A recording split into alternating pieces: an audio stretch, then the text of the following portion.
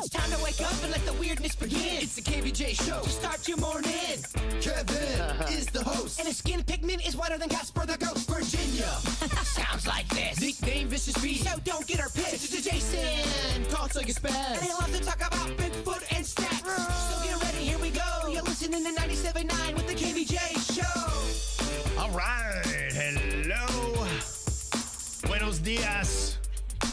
It is Cinco de Mayo. Hola, Kevin. Yes, here we go. Great day for gringos. We get to party and pretend like we're Mexican for a day. Margs and tacos. That's it. Are you guys celebrating today? I'm being forced to celebrate with my daughter. Yeah, she was all jacked up yesterday. She's all jacked up about Cinco de Mayo. I got to A lot see of gringos are. got to see Mags yesterday. I got to talk to her a bunch. Oh, you did? Yeah, Okay. I haven't seen her in a minute. Yeah, so she's home from college. Okay. And she was our chauffeur yesterday. Oh, nice. And Okay. videographer. Okay. Yeah, that's You very know, important. We run a big budget operation around I know here. we do, so yeah. if kids are on the payroll, kids are going to work when they're home from college. Yeah, I know Captain Crust and Princess Pepperoni, they went out for a little appearance yesterday. They did. Okay. Seminole Ridge High School. Yep. Yeah, it was great fun, Kev. Oh, Okay. so sweet, so beautiful. They have a great program over there. Their special ed program is really fantastic. They have great teachers, great kids. We got to hang out with all the kids and have a pizza party and Oh, that's great. chat them all up. Yeah. Lots of hugs, lots of love. That's what it's all about, right? Yeah, it was a great time. It really was. Yeah, that's fun. They got a pizza party out of it, but we got a lot out of it too. We usually do. It makes your soul feel good to hang out with just sweet, awesome kids and their teachers, and everybody's vibe is on point. Yeah. And they're doing some great stuff out there at Seminole Ridge, too. Got an email here from Andrew, who I think set it all up with Sean's birthday was yesterday, and that was a very special day for him. Yes. But their Best Buddies chapter is trying to raise $22,000, and they're $700 away. Wow. I know, $700. I said, look, we can definitely help out with that. Definitely. Because I think if they get to the 700, they're ranked in the nation or something. They're number 2 in the nation right now, number 1 in Florida, and they want to be number 1. So if they can get to that mark, they would be. That's huge. Yeah. Does she say how we donate? Yeah, there is a Best Buddies friendshipwalk.org, and then you got to go to the Palm Beach link on that. Okay. But if you go to Best Buddies friendshipwalk.org. Yeah, I was talking to one of the teachers there, and she was saying, and I do agree with her, there's a lot of positive stuff out in the world that just doesn't seem to get talked about as much as all the negative. Stay focused, and let's think about there are some positives out there. Yeah, make sure you expose yourself to the positive too. And a big shout out to Phoebe Ferguson, who raised over $18,000 on her own. Wow. Making a difference. So very cool. So congratulations to them, and hope you enjoyed the pizza. Yeah, thanks to Sicilian Oven. They're always stepping up, helping out with the community with us. Thanks to also Good Greek. They showed up with their superheroes. So it was really a superhero party. It went deep with local superheroes. Yeah, I was looking into how much to make Captain Crust go the next level. We're talking professional costume. Like the Good Greek costume. Yeah, where you go, all right, that was not made, at his friend's house. And man, they are so expensive. They're up to $3,000, maybe even more, depending on what you're doing. Yeah, well, you want to play in the big league, superhero? They said the alternative is find someone local who knows what they're doing and maybe work out a deal with them. We found someone local who was making his first costume. Yeah, Twigs. And I think he did a great job. He did a great job. It's fantastic, and we did it on a budget. We have one major malfunction, Kevin, the Captain Crust outfit. I have nowhere to pee. If I have to pee, I have to take off the entire costume. Once she's in it, she's in it. I know, and I might need a new part of the costume because I had to rip it off. When you guys dropped me off, I couldn't get it off. Oh, so no. I finally go, "Ah," and I ripped it off completely. Oh, no. Just with rage, is it intact still? Or? Just out of mere survival, I had to go pee. Yeah. He had been in that thing for about 4 hours. I just did not want to pee in the costume, guys. That would have taken that hard. Yeah, that costume would have as well. That's rough. Well, yeah, today is Cinco de Mayo. Like I said, it's a kind of an odd thing because I guess it's not a huge deal in Mexico, but it is here for whatever reason. I guess because we're just looking for a reason to party. Yeah. Yeah. We're a little bit removed from St. Patty's Day, our last boozing holiday, so we needed to work another one in. Yeah, we just jump on everybody else's. It's kind of like on St. Patrick's Day where nobody's really Irish, but yet everybody else is drunk, along with the Irish people. Are the Ralstons doing anything? No, not today. No. I don't really think Mexicans celebrate it. I don't think it's a big deal for them. I think we did a Cinco de Mayo event on a Tuesday at a Mexican restaurant, and Virginia brought the tequila because you rented a limo, so we didn't have the rides are all taken care of. Oh yes. Yeah. Oh, the front end was fun. The back end was sloppy. It was a rough Wednesday. Yes, right. Oh. Yeah. It's going to be a And it rough was Wednesday for a Tuesday. lot of people, yeah. Yeah, so it's going on today. So you'll have all kinds of different little food deals that you can check out. There's a couple places that have some stuff to try to celebrate. It's all about a celebration for the Mexican Army's victory over France at the Battle of Puebla in the Franco-Mexican War in 1862. So let's drink. Right. You're like, oh, okay. All right. It's not Mexican Independence Day. Don't get that wrong. It's not that at all. It's just a day to go out and have some cocktails, I guess. Today is also National Teacher Appreciation Day. So I know that as we appreciate teachers today, tomorrow is actually a really big deal because that's when in Palm Beach County they're going to be having that vote about the teacher raise. Oh, and good. I know a lot of people are going to be showing up. In fact, we have a group called Fund Our Teachers, a bunch of students that are out there fighting for their teachers to get a raise, saying, you guys have to realize how important they are to us. And so they're going to come in here and speak a little something positive for the teachers tomorrow. I love it. Yeah, so we'll kind of be celebrating that all week long. And Virginia, sounds like you went hard in the Big Easy. Oh my gosh, I went a little too hard. Okay. I saw her yesterday. Yeah. She wore her Princess Pepperoni outfit on the plane. What? I wanted to minimize having to change clothes. Yeah. I just wanted to put something on once and stay in it. So I flew the whole way back as Princess Pepperoni. She came from the airport right to the event yesterday. It might not have been the smartest decision. Our girl was in rough shape. Okay. Crusty. Apparently, Virginia did not waste any opportunity to get crazy in the Big Easy, your hometown, New Orleans. You went back for Jazz Fest, see a bunch of different artists. Like you said, the Eagles were going to be on stage, and at first you're a little bit worried about the weather. Did it hold up for you? It held up great. Okay. Oh my gosh, it was perfect. Okay, that's good to hear. You told me something about the Eagles I thought was kind of weird. You said they stopped performing? Yeah, so everybody was all upset because the Eagles ended their set like 30 minutes early. Well, they're And old. then I know. And then some people were like, "Well, they're 80, so let's not be too hard on them." But it kind of sounded like did they even say good night everybody, or they just walked off the stage? It kind of sounds like they walked off the stage. So we Now, were were you trying. there when they walked off the stage? No, because we were Okay. trying to juggle everything. So I had been over at Big Frida because I love Big Frida. They do a twerk off. I have to be over there to watch that. It's amazing. Okay. And then, so we ran from Big Frida to go over to the Eagles, but it's counter programming. They're at opposite sides of the festival. Okay. You got Big Frida all the way to the east, and then you got Eagles all the way to the west. You know what I'm saying? Like Yeah, just I do. different crowds, different vibes, but I happen to like both of them, so I wanted to cram them both in. So me and my girls, we all went running over to catch. We caught about 4 or 5 songs of the Eagles, but we were like, man, it's so sleepy. It's so low key. Yeah. I need some more juice in my life. So then we were like, no, we're just going to go back over to T-Pain, which was a fantastic decision. Okay. T-Pain brought the house down. Man, how many people were there? It was Big Frida, T-Pain, the Eagles. It was a lot. It was a lot. It was fun. Yeah. And there's so many other stages, too. There's like 8 other stages we didn't even get to. There's a blues tent. There's a jazz tent.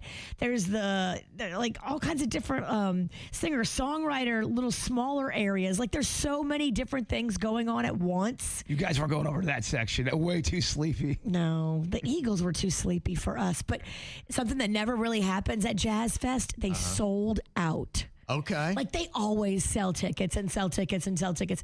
They said, nope, we're done. We can't sell any more tickets on Saturday. Wow. That's how packed it was for the Eagles. What is the ticket price? Go to Jazz Fest. Well, if you're a Louisiana resident, you can get like a $100 ticket. But you have to like do it early. So my sister does it all for us. Okay. Day of, if you walk up, I think it's like $150. Okay. All right. So I mean, that's considering all you get. I mean, you know, some of the festivals around here, I mean, $150. Well, a lot of people would love to go to Tortuga for $150. Yeah, Tortuga's crazy with their prices. Now, there are other levels you can buy into at Jazz Fest where you get like a special area with free drinks or a special area with bathrooms. But we already know the secret bathrooms. Okay. So we know where to go that we don't have to use porta potties. Okay, let's say you were walking down the avenue area and they're selling some shrimp. Was it Touffet? Etouffee? I had shrimp etouffee. Says that right there. How much is that going to cost? Maybe like $9, $10. That's not too bad at a festival. Crazy. No. They don't give you big, huge portions like some festivals. They're all just like smaller sized portions for like sampling. Well, that's whack. I don't like that. I do. I want a meal, baby. Yeah. Well, we get like 15 things, and then all the girls just sit around and share. Oh, try this. Right. Oh, try that. Like, there's so much good food at Jazz Fest. It's kind of tricky too, because you think in Jazz Fest, I'm thinking there's going to be a bunch of jazz playing. You got T-Pain in there, Big Frida, Eagles. Yeah, there's such a diverse bag of artists that play. You really do have to look at it ahead of time and plan where you're going to go, because at any given time, there's 5 different artists playing that you want to see. Right. Okay. There's like the gospel tent, the blues tent. There's so much fun stuff. And you went hard, huh? We went hard. Yeah. Who's more Cajun in your family, your mom or your dad? Neither one. What happened to you? So we grew up there, and my mom's from Texas. My dad's from New York, but my dad was in the Navy. So from the time my sister was born there, I moved there when I was a baby, but we just grew up in the culture. So you took on Louisiana. We took it on because we loved it. I had neighbors I had some coon-ass neighbors all around me where we lived. And so they taught us the Cajun way. Okay. So you were brought in and raised Cajun. Yeah, that's how we learned how to like cook crawfish and hunting dogs and gigging frogs and all that. I played baseball with a bunch of Cajun dudes, and they were so fun. You assimilate, anybody, wherever you grow up, you assimilate to that area. Right. And the Cajun culture is fun. The food is on point. The drinking and the party, and everybody does it. They get crazy. It's a vibe. Them Cajun, you fit right in. You got it all. That's good. So you went hard, and now you got to recover. I don't think I'm going to have any drinks for a good minute. A minute? I'm not going to be in Cinco de Mayo. I'm not going to. You're benching yourself? I'm benching myself for a little bit. Okay. Now, what in your terms, what's a little bit? I don't know, maybe like a week. No, the weekend will come upon you. And no, it's Mother's Day weekend. So I can't be drunk on Mother's Day. That's what me and Kevin can be. We got things to drink about. Oh, damn.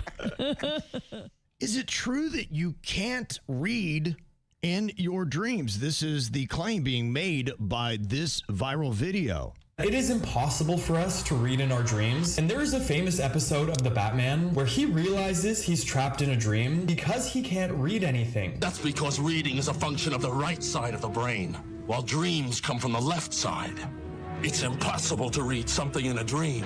And while his explanation is pretty close, that's not the strangest part. When we sleep, basically the entire language area of our brain is turned off. Reading, writing, and even speaking is nearly impossible while dreaming. I disagree with this completely. Okay. I know it's a rarer thing. I've absolutely read in my dreams before. You have? Okay. Yes. What did you read? Amazon Island, I remember, and it was some weird island I was trying to find in my dream, and I found the sign that said Amazon Island, go here, and I was following the signs. I remember reading it in there. Yeah. I remember there was another dream where someone wrote, help us on the beach. I could read that. I knew what was going on, and I even looked into this. It's not impossible. It's improbable, but not impossible. Most people don't remember this. They don't remember if they read or not. I really do remember. Yeah, they say even when it comes to the speech part that you're not really talking. If anything, it's more of like a form of telepathy. Now, I had a dream last night because I'd read this before I went to bed, and then as I kind of woke up, I remember having a little bit of a conversation with somebody, and I was like, okay, was our mouths moving or was it telepathic? But there was communication going on.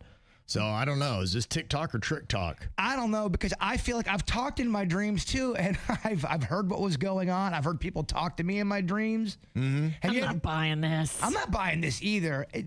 Impossible to, man, I've read my dreams before. Yeah, I would say maybe they're going too strong in saying impossible, but maybe they're saying it could be suppressed. Maybe there is something about when you're trying to get into REM sleep, they're saying that the left hemisphere of the brain, which is the language center, is largely inactive at this time. Yeah, people who have sleep issues are more likely to possibly read in a dream because you're not in that deep, you're always kind of just, I don't know, flying around it. You got that weird brain. That weird brain. Yeah, well, that might be the sign then that you actually have a problem, is if you are able to read in your dreams or you're able to talk, then it may not mean that you're not getting into the deepest forms of sleep. Maybe that was the message in the one that said, help us. Maybe that was all the voices in my head. Yes. Dang, TikTok just solved your medical problems. No, in fact, it actually kind of made it worse. I'm confused. Yeah, they say that that's apparently what does happen. So I don't know. Do you recall reading or speaking in your dreams? Do you ever have this where you're having a dream and you wake up and you wake yourself up by screaming out loud or saying something? I didn't do it. I don't know if I necessarily get the words out, but I do have those where you get kind of like brought back. And that's the worst. Yeah. Yeah, when it jars you. I had a dream in the middle of the night last night that someone was beating on the door. And I woke up and I was like, was someone really beating on the door, or was it in my dream? Yeah, after we did that exploding head syndrome segment, I'm starting to think that's more common than people think. Yeah, I was surprised how many people actually reached out to us with their own experiences of the exploding head syndrome, basically just having that kind of sound inside your head. So, well, it explains some stuff that I'm going through too sometimes, where there was that one time I woke up, it sounded like a car drove through my house. I got up, I looked everywhere to see what the heck fell, nothing. But I think it might have been in my dream, and I got it mixed up. It was so vivid. It was crazy. Yeah, I'd never even thought about not being able to read or speak in your dreams, and I kind of feel the same way. I don't know that I remember specifics, but I thought I remembered that there was some form of that going on. But yeah, when it comes to it, I can't remember dreams where I was specifically reading. This morning, I felt like I was speaking and having a conversation. They're saying you're not supposed to be able to do that either. I'm not buying that one either. Yeah, but you know what? It was right before I woke up. That's usually when I remember my dreams. And so maybe it's because I was coming to, and they would say, yeah, well, that just means that you were in an REM sleep. And maybe that's all they're saying, is that you can, but just not when you're in REM sleep. It's crazy to me you guys don't have reoccurring dreams. That's insane. No, I don't. I have a whole Netflix series. Mine are all unique. That's crazy. Yeah, we got creative writers up there in that brain. We don't do any reruns. You're on reruns. Yeah. No, it's just a 35-year series, I think. Okay, wow. Well, you do like shows from the 80s. I guess you like dreams from the 80s, too. Did you happen to check out the Met Gala at all last night? I saw a few pictures of it. I went to bed early. I had to put myself down like a toddler. Oh, I got you. Mom had enough. Huh? Mama was crispy. Yeah, okay. I had to lay. Well, you were traveling. You woke up so early to travel in a pizza costume. So early. So much. Yeah. I had done a full day. It's really just ridiculous. You know, to me, there's not really more of a glaring statement with just how out of touch so many celebrities are in America than this Met Gala. Did they have crazy, crazy outfits? Yeah, they do. I mean, it's insane. I mean, I guess the art is your outfit, and that's what it is. It's all about the arts. Well, the theme was fashion is art. So a lot of people will try to match their outfit to the theme. So fashion is art was like your guide. Okay, so if you had a jacket full of paintbrushes glued to it, that'd be, very Vogue. I think that would work, Mr. Pennington. Yeah. If only you could afford the ticket, which you cannot. I don't think I can afford the jacket I want to make. I don't even think they would give you an invite. Well, that's all part of it. I think about the money that hopefully goes to a good cause in the arts. I mean, it's $100,000 per ticket if you want to go to this event. So it pretty much excludes anyone that I have in my friend group. Or have ever known. Yeah. But the outfits themselves cannot be cheap. And these have to be outfits that you wear once, and then, I don't know, if they put them in a museum, they pack them away, they torch them. I don't know what they do. They probably do preserve them on some level somewhere. But you're right, though. It's a one and done for a celebrity. You can't wear the meat suit again if you're Gaga. It was, that was a big thing. She got the splash for it. Right. It just, to me, I mean, it really kind of seems like the ultimate waste when you're just looking at it. And to me, it's the time that we're in right now. And you have these crazy gas prices. You got people living in their cars. And then you got these celebrities wearing birdhouses on their head at an event that costs $100,000 to get into. Who had the birdhouse? You had Madonna with a ship on her head. Katy Perry was behind a chrome mask. So Madonna was a ship head? Yeah, she was. And then she had about 7 girls that were kind of holding her flowy train. I guess was supposed to represent the sea because she has a ship on her head. That's relatable. I get it. Move it, shiphead. And she was kind of barking at one of the girls that was not moving in the right way. I was like, oh my gosh, to be one of the people that has to always be in the right place at the right time when you're holding Madonna's train. Yeah, someone tells me Madonna does not take the word no lightly. He's like, no, what? Yeah. You better be on your mark if you're holding her dress. Yeah. Heidi Klum was a stone statue. You know, she always loves cosplaying. She does that big stuff for Halloween. Bad Bunny, he went as an old man. He actually kind of looked like the Dos Equis guy. He does. Yeah, that's what I thought too. I was like, why did he dress as the Dos Equis guy? I don't know if that was intentional, but that was my first thought. I'm like, why is he dressed? I'm like, is this a Halloween party or what's going on? I don't know if I love that. I mean, in a way, it kind of is a Halloween party, just not in October. Yeah, it is. So I don't know. I assume there's some deep statement. He was trying to make it, and I started to watch. I'm like, I can't bring myself to do this. If you have to overly explain your deep statement. Yeah. I was like, dude, you look like the Dos Equis guy. That's all I'm going to take away from this. That would have been awesome if you said, yeah, I'm the Dos Equis guy. I'm the most interesting man. Yeah. Well, they had some issues. Protesters they were a little bit worried about. And I did see security was pretty staunch. There was one guy that tried to cause a bit of a ruckus, and I saw them around the corner. You have somebody in some ridiculous costume flowing around as you see cops trying to strangle and wrestle some guy down to the ground who's trying to get out of there and be, rich people. What a scene. It sounds like a wrestling sketch. It was pretty amazing. And then apparently some protesters, they went in and were putting urine-filled or fake urine bottles inside the Metropolitan Museum of Art.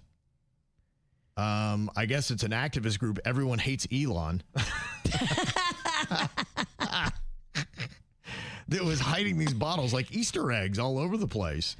They said it's referencing the longstanding allegations that Amazon workers are forced to urinate in bottles due to harsh working conditions.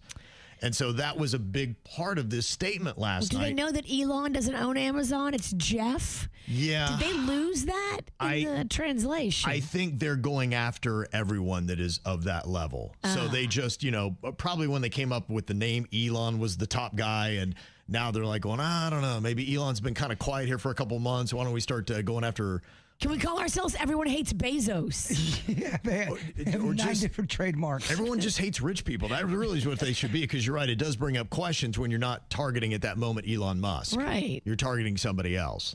They also created mock displays like a VIP toilet, posters, projections. They have boycott messages across New York City, targeting both Bezos and the gala. He was like the primary sponsor of it. That's what the tie-in was with that.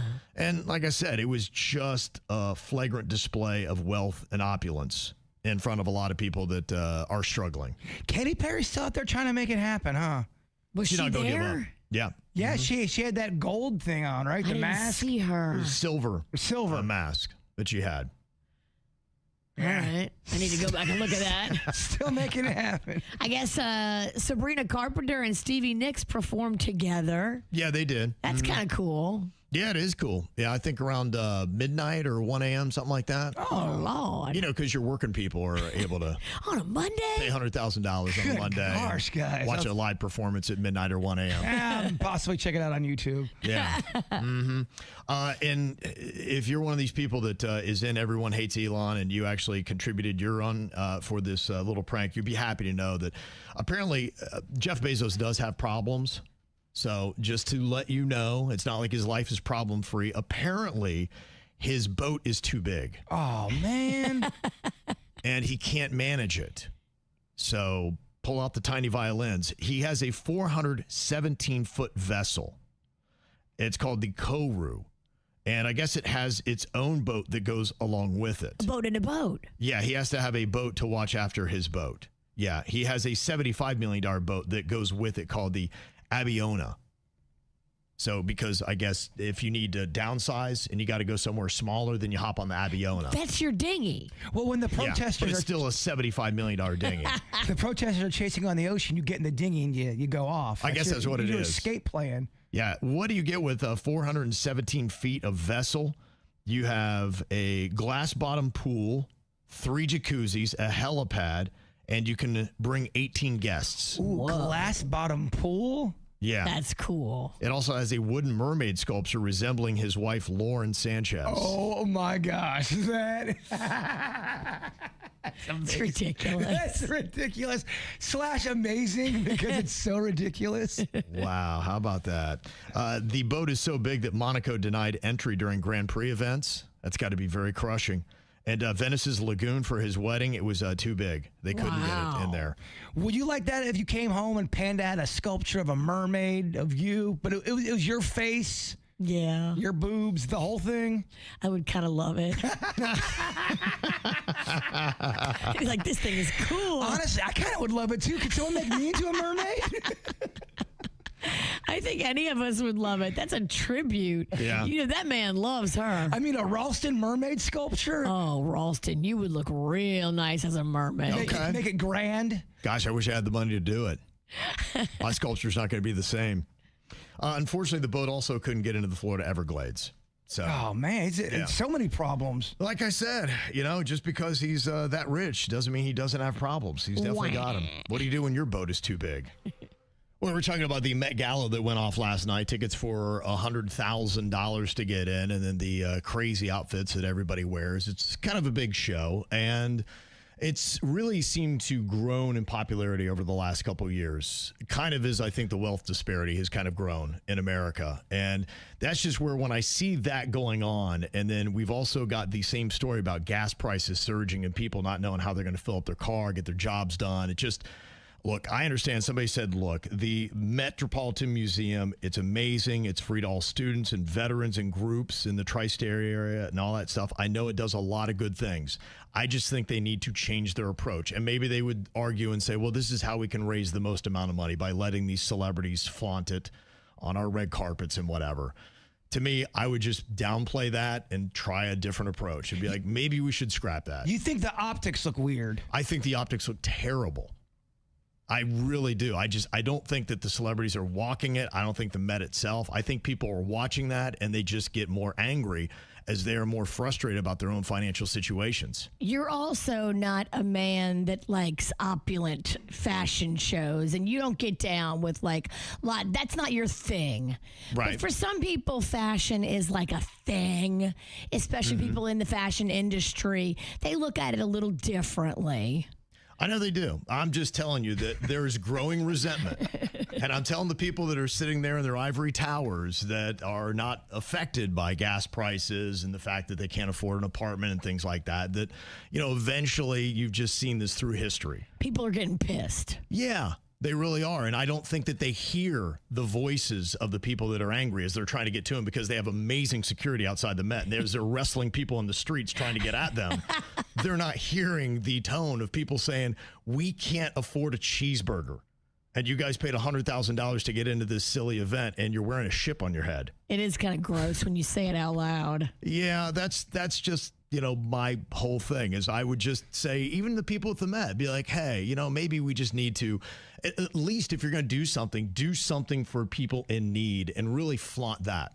If you are offering free entry into there to the Met, work on underprivileged groups that you're helping out in the arts and things like that, and show that you're giving back to regular people, and that it just seems a little one-sided when there's so much publicity on how they're being so extravagant and walking into this event with ships on their head. Show where the money goes. Yeah. And show the good you can do with it. Right. Yeah. I just think that it feels like somebody's thumbing their nose in front of something. It's almost like somebody eating an ornate meal in front of somebody that has absolutely nothing, and they're throwing scraps to the dog or just throwing away a whole steak because they don't think it's cooked right and somebody can't eat. And it kind of sounds like your tipping point really was, you're already annoyed with it, but that chip on the head really seemed to rub you the wrong way. Well, I think it's an easy way to say it. This is what they do. And like I said, I do understand it is the arts. I do get all of that, but it's the price tags with it. I think it's just the visuals of, having Jeff Bezos and the wealth. And like I said, his problem in life is that he can't figure out where to put his ship. It's too big. And don't be a shiphead. Yes, that's kind of it. I think it's the ships. And the other thing, too, is I kind of think for some people, not everybody, but just the way they look at celebrities has changed. Something's changed in the atmosphere where celebrities now are getting called out bigger than they ever have in the history of celebrity, I think. Yes. It's just become different. I think that celebrities used to give you escapism from your daily problems. And now all you see is celebrities escaping everyday problems while you're still sitting in the middle of them. And they're not doing enough to help you out. And they tell you to get involved. Yeah, right. Yeah, you want me to do the heavy lifting. Do you know how much I have to work just to try to keep a roof over my head? And your worries are you got to find a good ship designer for your hat. And 8 people to carry your flowing train. We have different kinds of problems. We have different problems. You're right. That the Madonna dress problem, she's probably still reeling today about that. Oh, I'm sure that girl got fired. I'm sure she's like, you go back and sleep in your car. They're at breakfast right now, and Madonna's brought up 4 times. Everyone's like, I know, it was terrible, Madonna. It was awful. Yeah, and, I saw and I was really hopeful that we would start getting more affordable housing here in South Florida, but they say Florida has lost roughly 60% of its rental units priced below $1,000 per month, while the number of units renting for more than $2,000 has grown more than 5-fold.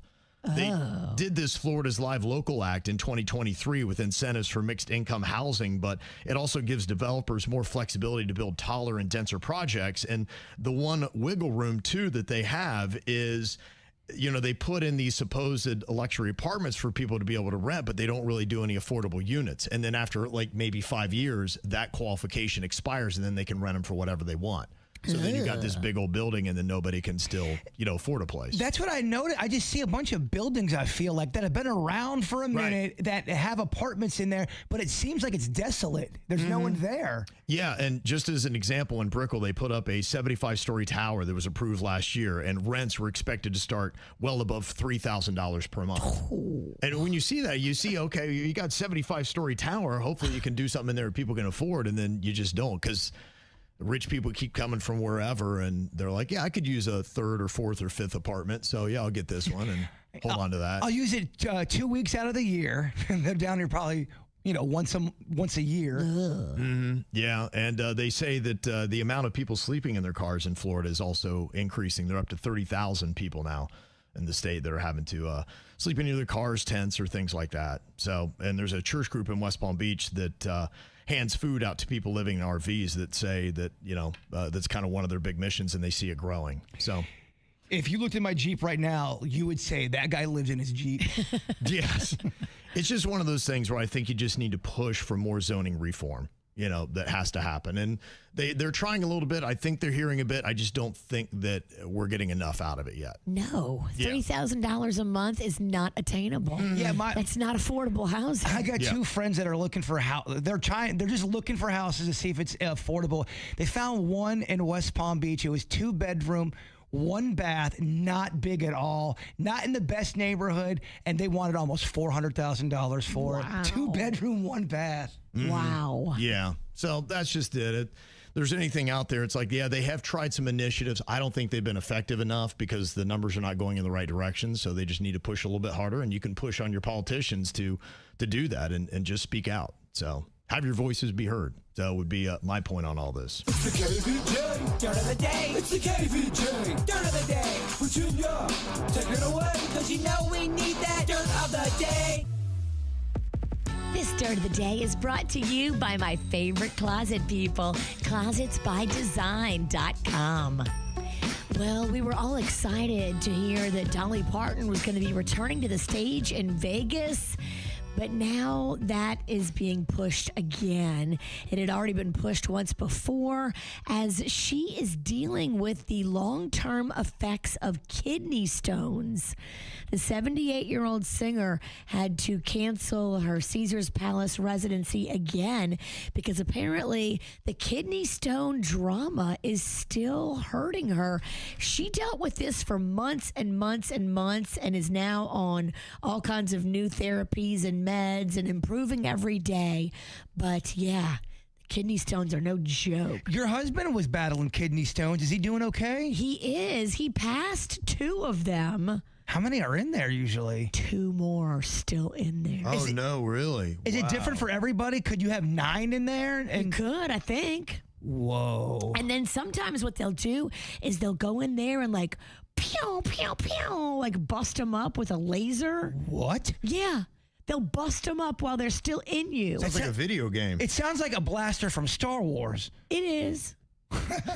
That's kind of cool. They break them all up and then you pass them as little or smaller pieces. Is Panda, your husband, still struggling with the pain? No. I ask him that all the time. I'm like, what's going on with those other 2 kidney stones that are still up there inside of you? And he's like, I don't know. I'm just waiting for the other shoe to drop. Oh, man. That's like a ticking time bomb, isn't it? I'm so afraid that I'm going to get them. He said they were painful. And then when they came out, I touched them. I wanted to see what they felt like, and they were sharp, really pointy, like a needle. Yeah, almost like thorns in a sense. Like, what do you call it? If thorns were made of stone, yes, it literally is like a piece of stone, like a cement. And you touched it, and I'm considered the weird one on this show. I don't know, dog. Right. I didn't eat it. That's coming up and do it, bitch. Wow. That would be rough. Loser has to eat Panda's kidney stone. At least chew on it. Yeah. Yeah. Here's Dolly speaking to her medical issues. The good news is I'm responding really well to meds and treatments, and I'm improving every day.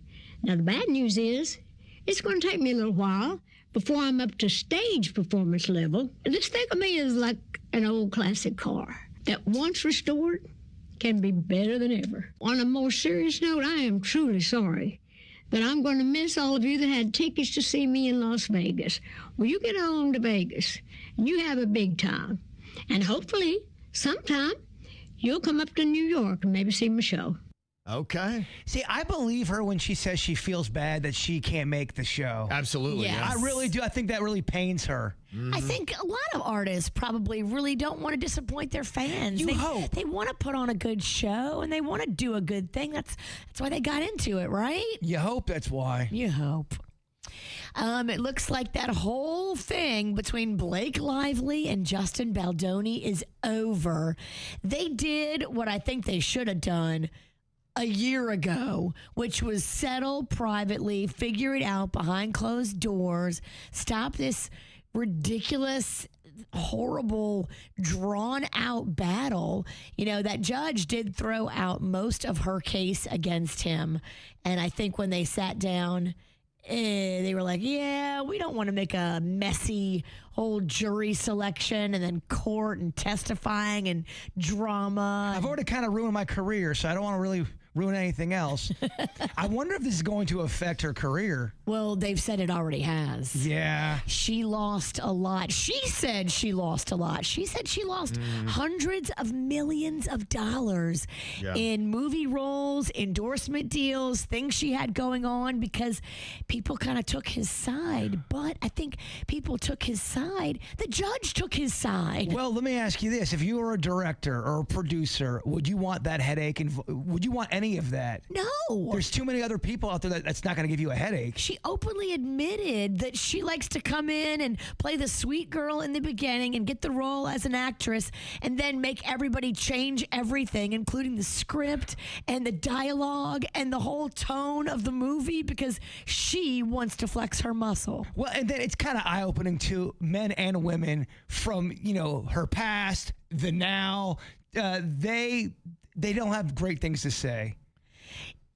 She was at the Met Gala, though, by herself, which I think was weird. Why didn't Ryan Reynolds go with her? Keep in mind, Katy Perry was there, too. True.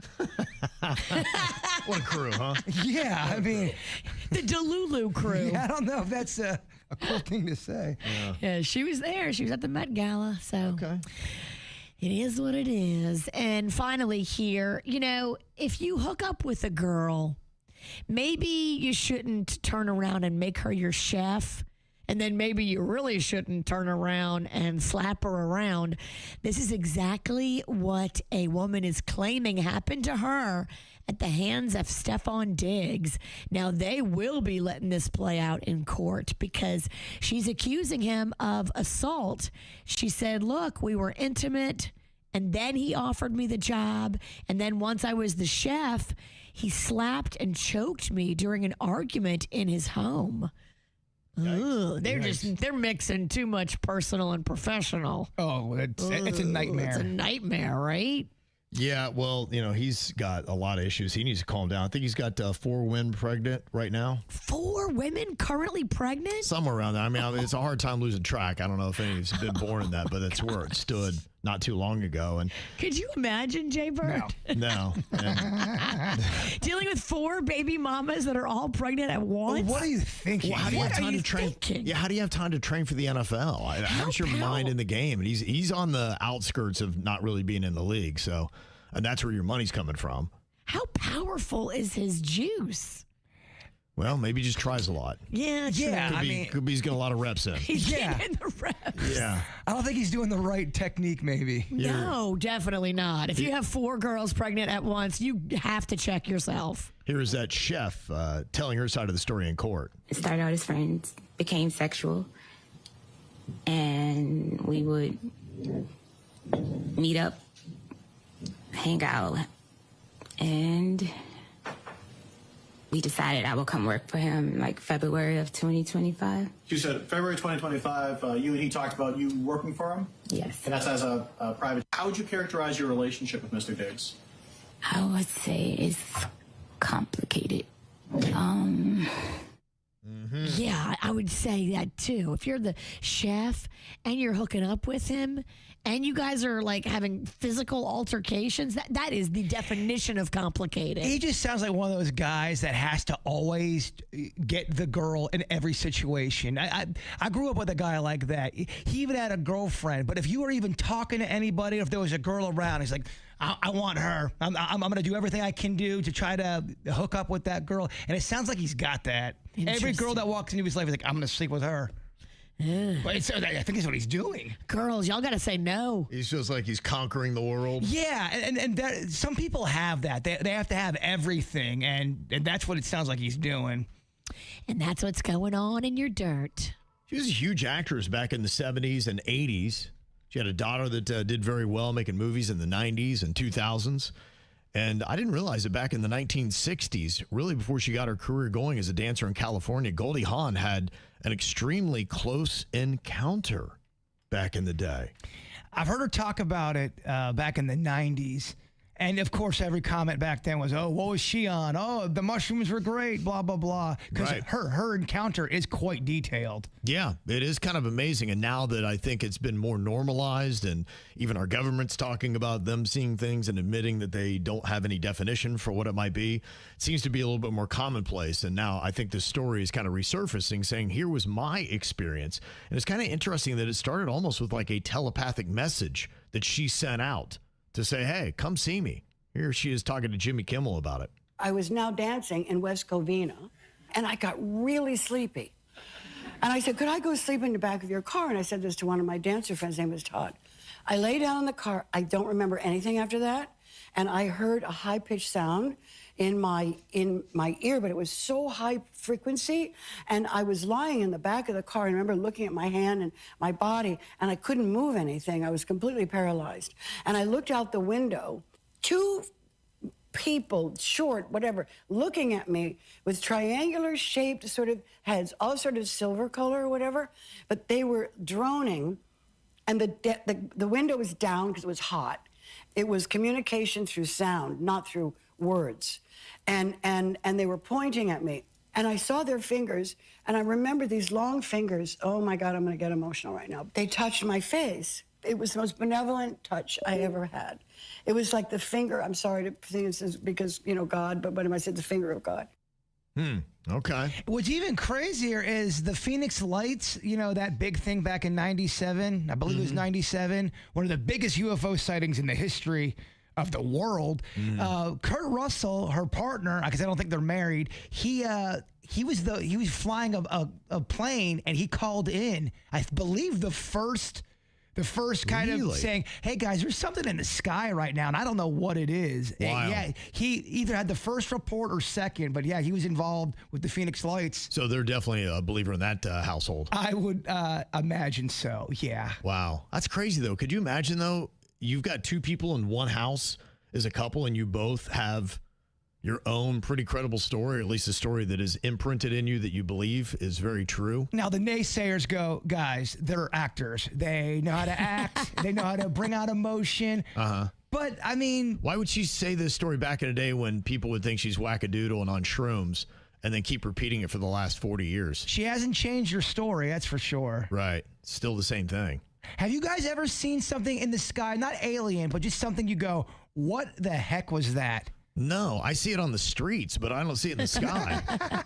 Yeah. Everything in the sky, I think, is like, a satellite, a drone, or a weather balloon. And it's tough because I'm very UFO hopeful, and I've come in here many a times from Station 1 to now going, "I saw something weird in the sky."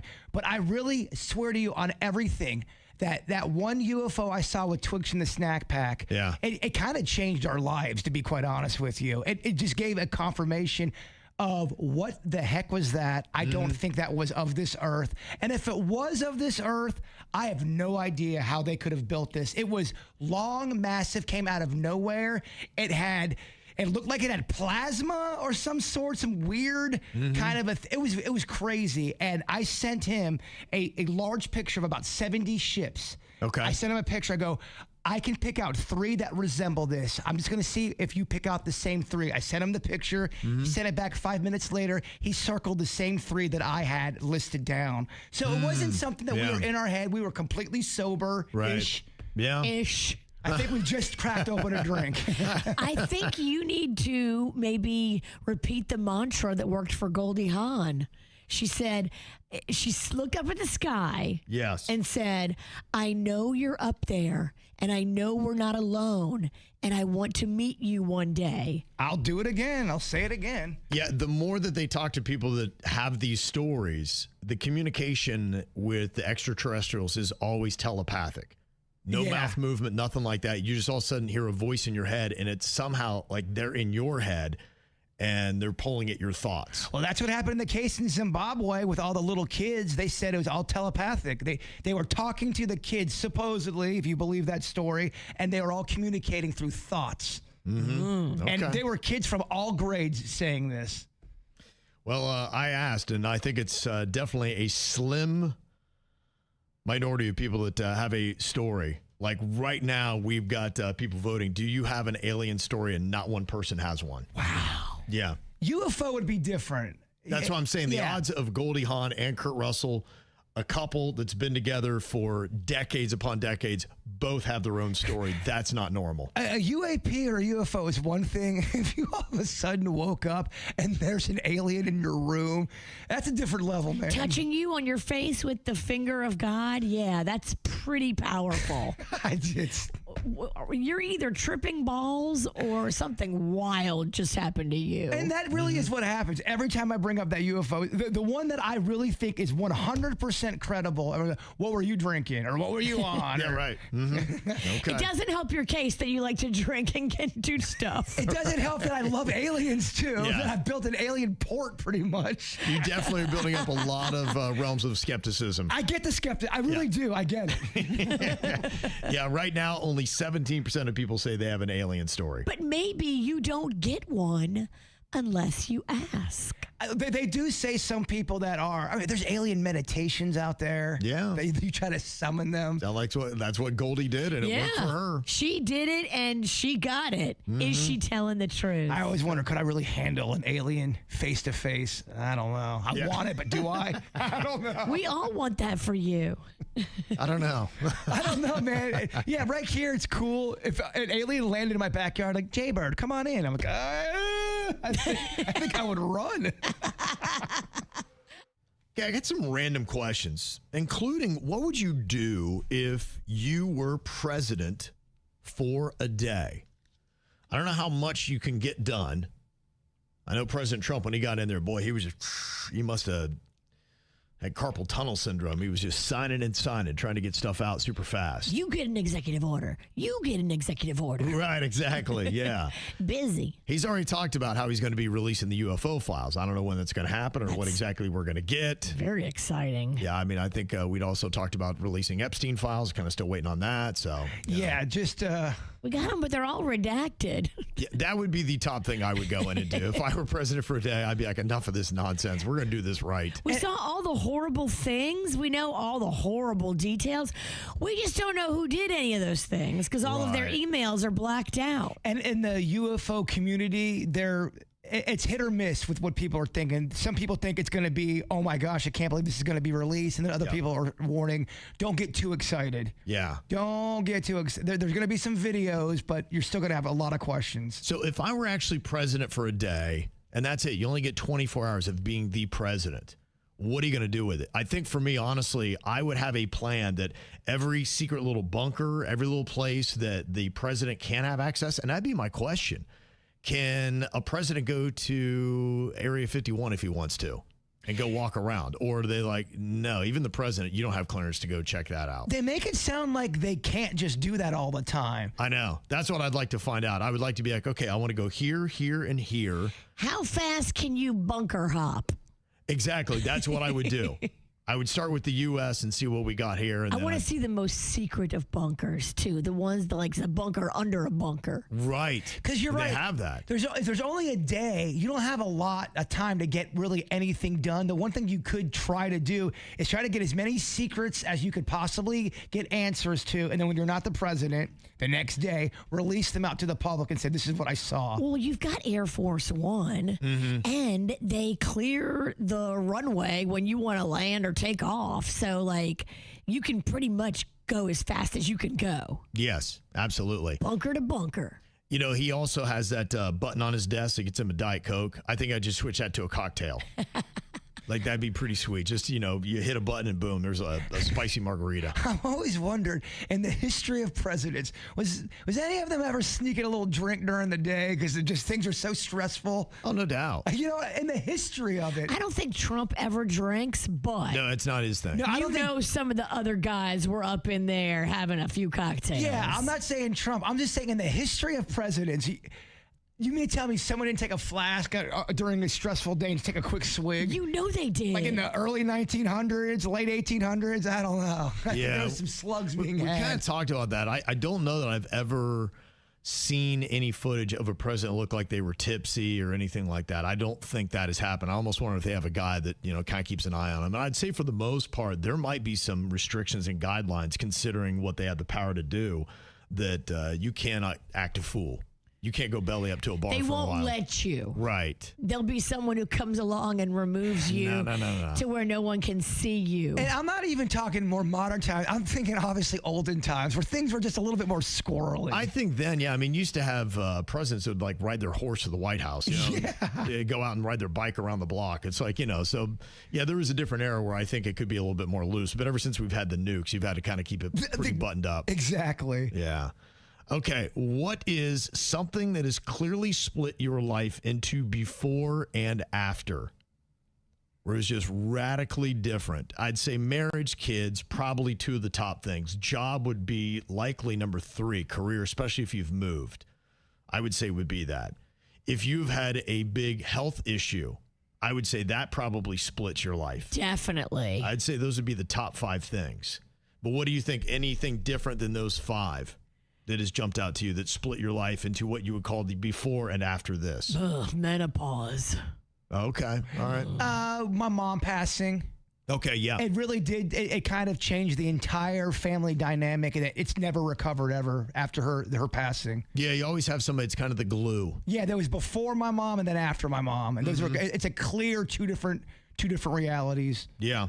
I'm sure for some people, it's probably you had a big breakthrough. Maybe you won a lottery. Maybe something great like that happened. You got an inheritance.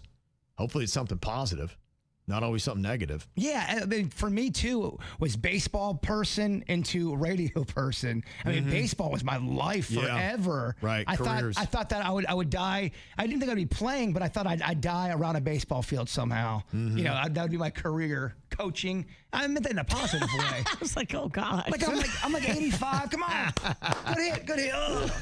Like 85, not like 25. No, like 85. You're watching your team play, you have a heart attack and die. No one wants you to drop dead on third base. I swear I was trying in your 20s. I was trying to pack it with positivity after my mom answer.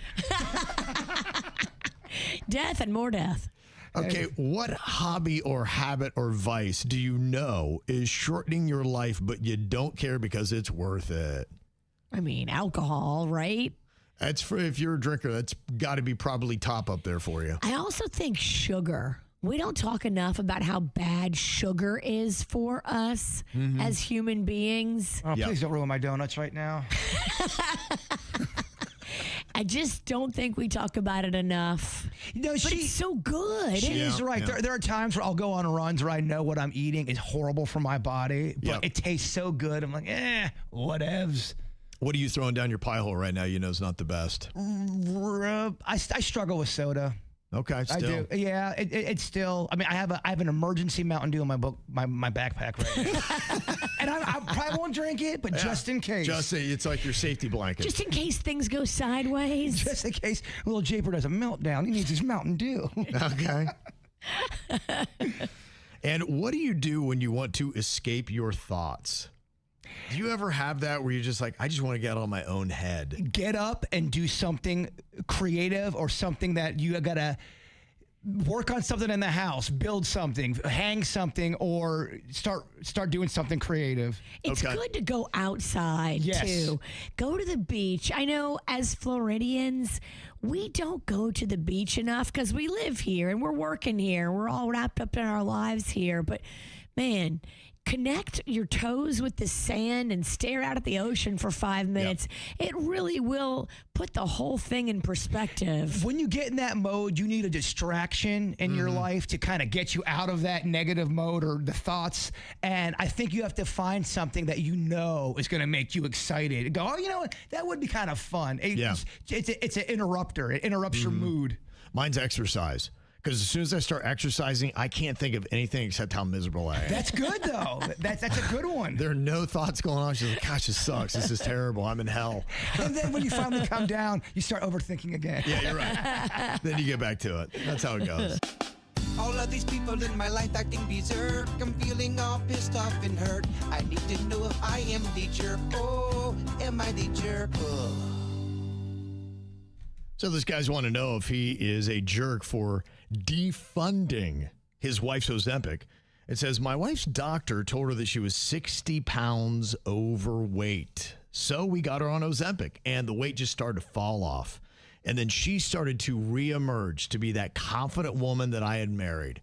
Her pre-baby body came back, and you could tell she was feeling it. She started posting photos on social media in her new clothes, and I was genuinely happy for her.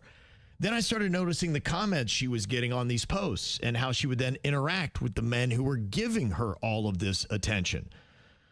At first, they were just thank yous. Then it got a little bit flirtatious. Even her photos got to be a little bit more risque.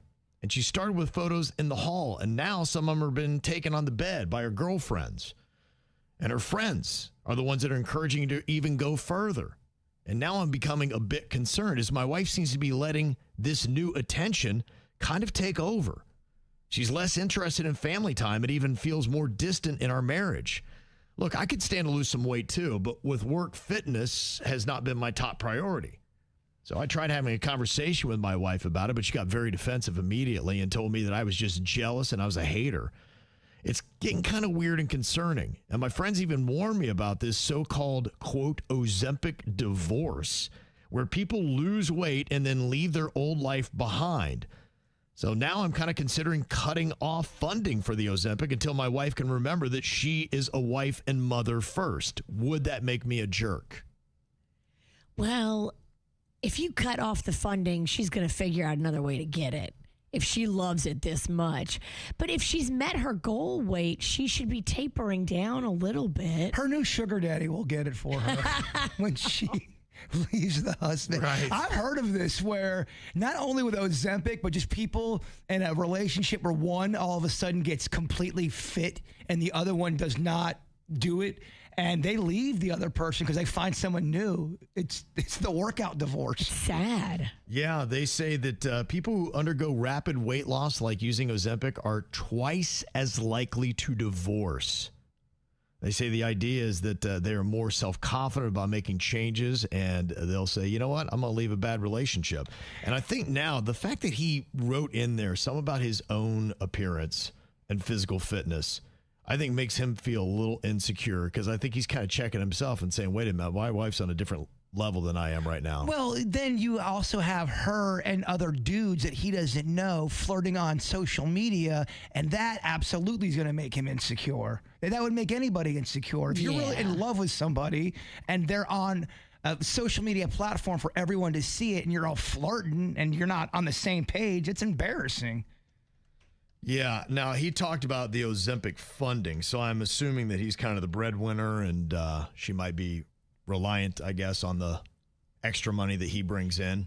I think before you cut the funding, though, you should maybe try to have some more in-depth conversations.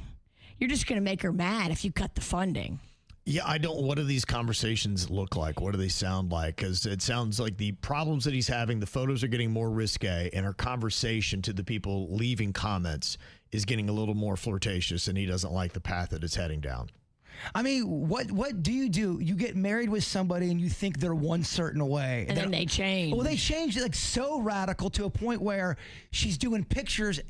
Now, if that's how she was when they first met and he marries her, that's on him. But all of a sudden, now she's putting, provocative pictures out there and she's talking to other dudes. It's leading to problems. You're leaving the window open for the rats to come in. Mm-hmm. Yeah, this girl might already be checked out of your marriage. You might be further along than you think in the possible split. And, I've seen it happen before where people have struggled with weight their entire life, and then they do get on Ozempic, and they get attention they've never gotten in their life, ever. And they can't handle it. They don't know what to do. Like, divorce. This is amazing. Yeah, some people are saying that I would try a middle person right now to help with the communication, whether it be therapy or something like that, before cutting off the Ozempic. But right now, about 70% of people are okay with him cutting off the funding for the Ozempic because she seems to be losing herself in her own vanity, and she's forgetting that she is a wife and a mother. And those things are not taking the priority that making hot photos and responding to comments that are flirtatious on social media takes precedent. To me, that's the biggest part. Everyone gets lost in the sauce in life sometimes. Yeah. But it's when you're starting to talk to other people and you're flirting and all that, that's going to make people just, I don't know, they're going to question their own marriage. Yeah. Well, maybe hope that she gets what's called Ozempic breath. Have you heard about this? No, what's that? I have heard of it. It's another one of the freaky side effects that comes with it. It's where users experience foul-smelling, fruity, or metallic breath, often described as sulfuric, which I don't think you want your breath to be sulfuric. No, that's like eggs, right? That's fast breath. That's fart breath. I mean, it's flat out. That's what it is. Your mouth smells like a butt. That is not where you want it to be. No. Yeah, maybe he just needs to play that. Be like, I think you got Ozempic breath. Maybe that'll cut the confidence down a bit. Yeah, your body looks great, but that breath, I don't know. I wouldn't talk to anybody. And every time you leave the room, everyone's talking about your Ozempic breath, just so you know. Yeah, they think it's caused by slowed digestion that's releasing gas, and ketosis from reduced food intake, and dehydration that causes dry mouth. They say all those things create a perfect storm for this bad Ozempic breath. Who would have thought you lose, half a body in weight and there's side effects?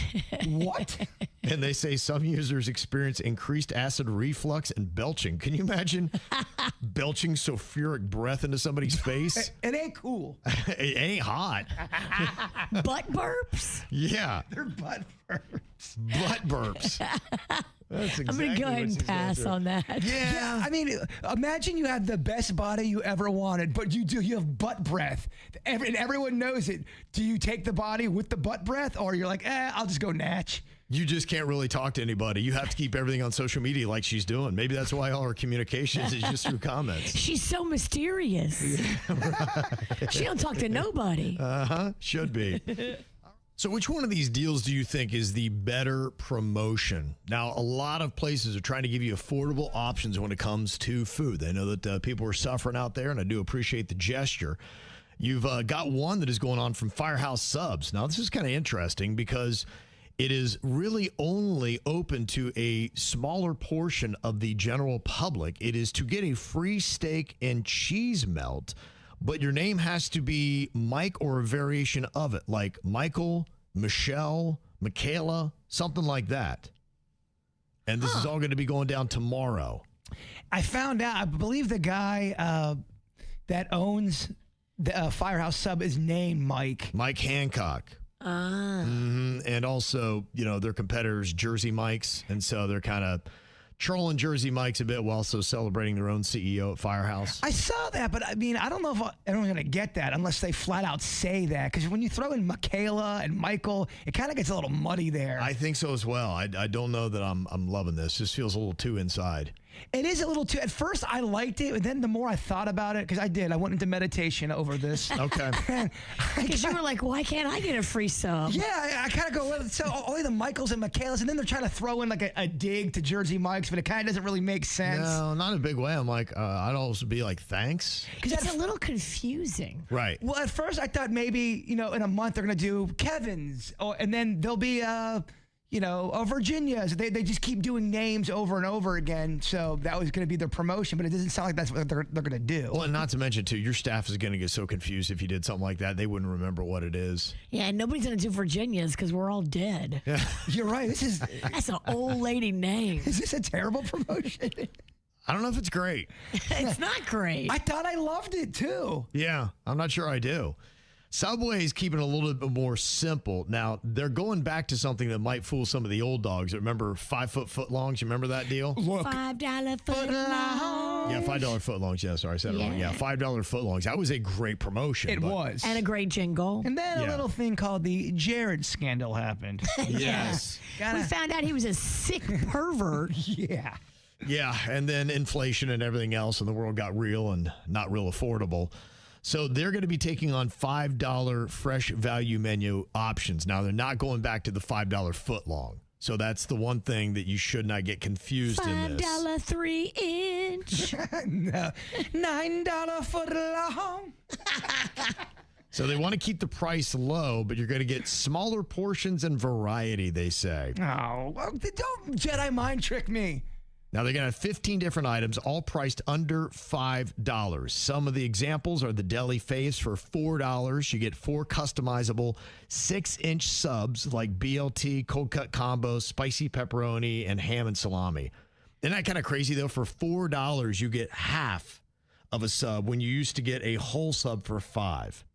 I don't feel, I'm not dazzled. That's life. Yeah, it's not dazzling, though. He's right. It's like, okay, you're doing what? All right, great. It sounds like they're trying to Jedi mind trick people and thinking you're saving stuff, but if you double that, you're spending still $8 on a sub. For $5, you're doing the sub of the day, which is a rotating daily 6-inch special.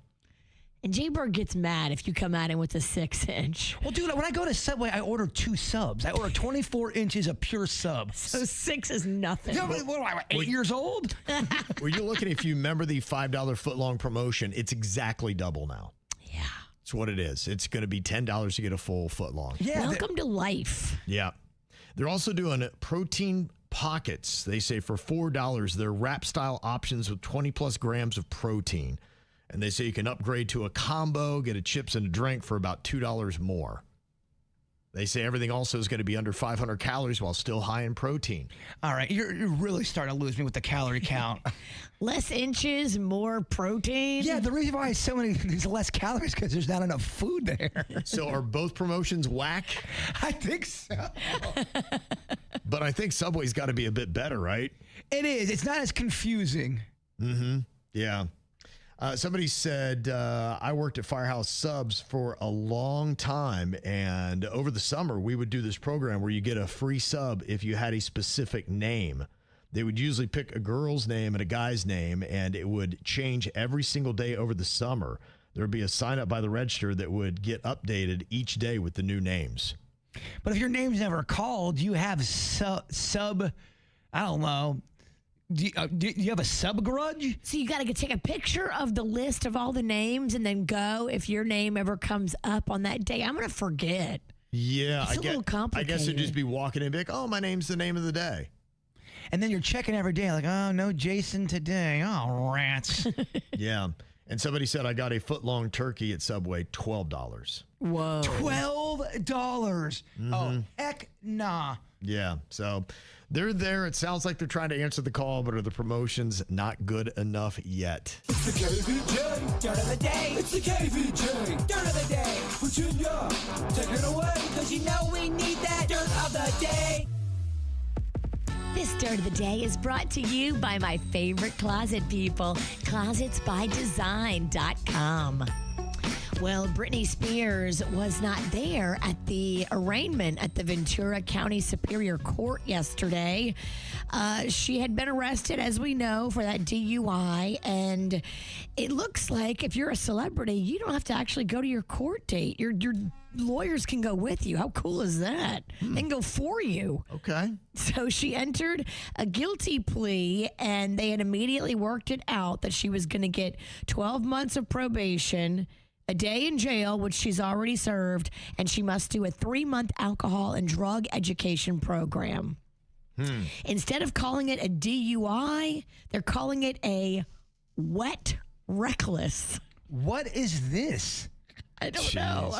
I've never heard wet reckless. I've definitely been wet reckless, but I don't drive. Wet reckless? Who's coming up with this crap? Is this TikTok? I don't know. Who is coming up with this? It's in the official court story. Wet reckless. Wet reckless. Is that a real legal term? In California, I guess it is. They're just making stuff up in California at this point. They are. They Yeah. really just are. What? So we can't say DUI no more because that might hurt someone's feelings? I think it's something where it's a low DUI. Yes. Like you have somebody that's like crazy drunk, and then you have somebody that's tipsy, should not be driving, and legally they aren't. So it's a lesser version of that. Exactly. Mm-hmm. Huh, wet reckless. Wet reckless. Learn Wet something. reckless. Yeah, it was interesting, though, as the judge was talking here about how she does need to meet with psychiatrists and counselors and things like that. So there were some added things in this judgment that might be really good for Britney. She is not to use or possess drugs without a valid prescription. She is ordered to continue in her mental health and substance treatment. She is ordered to meet with a psychologist once a week and a psychiatrist twice a month. All right, then she's released on 12 months of summary probation. Will need signed terms within 1 month. I mean, that sounded, to me positive, that she's going to be meeting with somebody every single week and a psychiatrist twice a month. Definitely. I mean, that's a lot of stuff for a what reckless. It is, yeah. A lot. And then she cannot have any prescription drugs without having the actual prescription. Gotcha. It seems to make sense, but they're going to be keeping a close eye on that. So this might be some of the stuff that she needs in a conservatorship, but it's not coming from somebody that's maybe trying to take advantage of her financially. Yeah, it's just the court with therapy and doctors. Right. It's not anybody trying to take your money or control your whereabouts. But it does sound like she needs some help. It does, and I'm hoping this is a good step in the right direction. Honestly, what a weird thing that maybe that wet reckless was just what she actually needed. Yeah, maybe. Mm-hmm. Well, speaking of somebody who could use a little help, did you see the video of Ronnie from the Jersey Shore? So they were doing this reunion special, and they were all getting together, and it was a whole press event. And he's sitting in the back row, like the girls are in the front row on the sofa, and he's sitting in the back row, and they've all got a microphone in their hand. They're being interviewed, and he dozed off and fell asleep like a couple of different times during it. And they're like, uh-oh. Well, maybe Snooki was a little boring. Yeah. She's cleaned it up, so I don't know. That's right. She's not as exciting as she used to be. He's blaming his behavior on depression, and he says he's a high-functioning depressed person.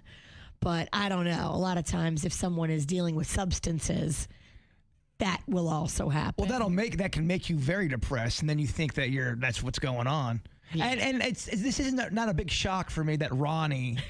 I mean, we're just now coming to the conclusion that Ronnie's a problem child.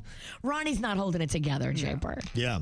Somebody else they said was looking a little off. I know nobody here watches American Idol, but apparently Paula Abdul and Randy Jackson came back, and some people were saying Randy doesn't look like he's very healthy. They said you can actually kind of hear it in his voice here. You know what I loved about this? You stayed on the melody, but you can't give it all to him all at once. Gotta let it marinate, then make the run as big as you want. You got it, man. Come on now. Are you in it to win it, Keela? I'm in it to win it. Ooh, quick response. Okay. Well, maybe he's got a cold. He's just getting older like all of us. Yeah. Okay. Poor Randy Jackson. Your voice does change when you get older. It just does. I mean, you can even hear it in Goldie Hawn's voice. When you played that clip, you got to readjust after you have not heard somebody for quite some time. And finally here, Lizzo sat down with Gayle King talking about her upcoming lawsuit and trial. Now, there were times, just like there always is, where the lawyers could get together and decide to do a settlement and not go to court where you'll have to testify in front of everybody. But Lizzo says she wants to go to court. She wants to have her day, and she says all these allegations are false. Look, if they're false, girl, have your day in court. If they're false, go to court, in my opinion. I agree, but look, you got a lot of people that are coming out and saying this. A lot of former dancers have accused her of creating a toxic work environment, and they say they have proof of sexual harassment, weight shaming, and toxic behavior. She came off very confident, though, in this She did come clip. off confident. Yeah, here she is. You would be prepared, Lizzo, to take the witness stand and testify? Absolutely. Absolutely. And I would look fabulous while doing it. But even though it'll bring out more salacious details about your life, possibly, the truth will come out. Okay. And that's why I'm not afraid of it. You're not afraid? No, not at all. Okay. Gayle don't believe it. Really? That's what Gayle sounded like. Gayle is not believing you. Gail's obviously read the statement from the backup dancers. Not sure about that, girl? Like a little afraid, just a bit. You can try to talk yourself into not being afraid, and she's had some time to do that and pump herself up. Oh, people have gone to court with confidence before, and just to find out, oh, my confidence wasn't enough. You better not have done it, and they better not have proof that you did it. But I agree. If she really is innocent, I would never pay off somebody if I didn't do something, ever. I mean, I don't settle. I get it. You fight it. I get it. If you're innocent, you want the world to know you're innocent, and you want the court to find you innocent so you can clear your name. But you better be innocent. You better be innocent. And I don't think Gayle believes her. And if Gayle don't believe her, I don't believe her. But that's just my opinion. What do I know? I wasn't there. I guess we're all going to find out soon. And that's what's going on in your dirt. Listen up, y'all, cause here's the sitch. It's time for another round of Do It, bitch. Do it, bitch. Do it, bitch. Do it, bitch. Do it, bitch. Do it. Do it. Do it, bitch. Do it, bitch. Okay, today, myself and Virginia are going to be taking on Jbird and Denny's, the gamblers, me and the bird. So that means Virginia and Denny's going to be doing our responding here today. Okay. On Cinco de Mayo. We're known as Team Full Throttle. You guys have a name, or are you guys just the old dogs? I like being Team Full Bottle, but I don't know. You drained that at Jazz Fest. I did. Yeah. We're not full bottle anymore. Yeah. Mm-hmm. Why is it always right when I come back from a trip, we have to play Do It, Bitch? Every time. Well, you always come back on Tuesday. That's true. Yeah. Although she did come back. She did come back one time, and we did it on a Thursday. It's true. Yeah. Yeah, you moved it. I was like, oh, yeah, I got out of Do It, Bitch this week. And Kevin moved it to Thursday. Yeah, well, we need the 4 people to do it. You know? Can't just take a week off, can we, Ralston? No, I didn't want to rob you of that joy. I know the people love it. Otherwise, we're rolling dice. That's it. Okay, so here we go. The first item that we have is fast food chains.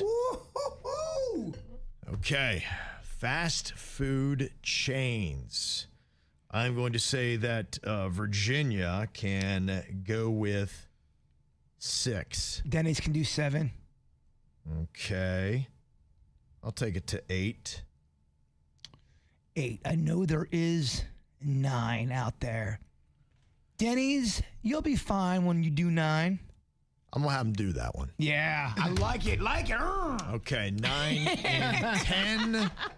Your time begins now. Zaxby's, Churches, you've got Huey Magoo's, you've got Slim Chickens, you've got Arby's, you've got Taco Bell, McDonald's, Burger King, Wendy's. How many is that? You got the 9. Slim Chickens is the only one that... I saw that on a list when we were talking chicken places. Slim Chickens is real. Okay. Check it. You can double check me, but yes. Slim Chicken sounds real. I think I did hear that. We will... It was only because we were just talking chicken restaurants, I think, like, earlier this week. Look, we respect a research if you guys want. Slim Chickens is real. Talking about Okay. Full Throttle is here to stay. Okay. Full chicken. Wow. Full chicken. I started off with all the chicken restaurants because we just talked That's good. about Nice My boy work, nailed Denny's. it. That's Dang. great. That was Nice great. work, Denny's. Slick. Doing an Arby's, you got the meats. Okay. All right. Okay, they get the first point, and it's the first to 3 that wins the game. Okay, next up, we're going to do things you find in a hotel room. Jbird, how many can Denny's name in 10 seconds? He can do 7. He can do 7. Okay. Hotel items, you say? Yeah. just things in a hotal room. Okay, I was making sure. Yeah, this is things you find in a hotel room. I'm going to take Virginia to 9. She can do 9. That's the thing. She can do 9. Mm-hmm. But my friend can do 10. 10. Okay. Kevin ain't got the nards to go for 11. We're going to go for 11. Oh! Don't call out that man's nuts. Man. On the radio. Calling his groin out. Let's have the witch sing for her supper. Okay. Do it, witch. All right, talking about 11 things you find in a hotel room. In 10 seconds, Virginia, your time begins now. Bed sheets, nightstand, telephone, remote control, shower curtain, towels, bathrobes, slippers, lotion, shampoo, conditioner, extra toothbrush, razors. Bam. She definitely got it. I mean, you pretty much doubled it. Yep. It's a bloodbath, Denny's. The ball was in their court on that. It one. was. That's a big point. Big point, Virginia. Way to go. All right, that ties things at 1 apiece. Oh, no. You heard that? They're revving up. We broke down. But then they ran out of gas. Gas price is too high. It is. We can only go so far. Okay.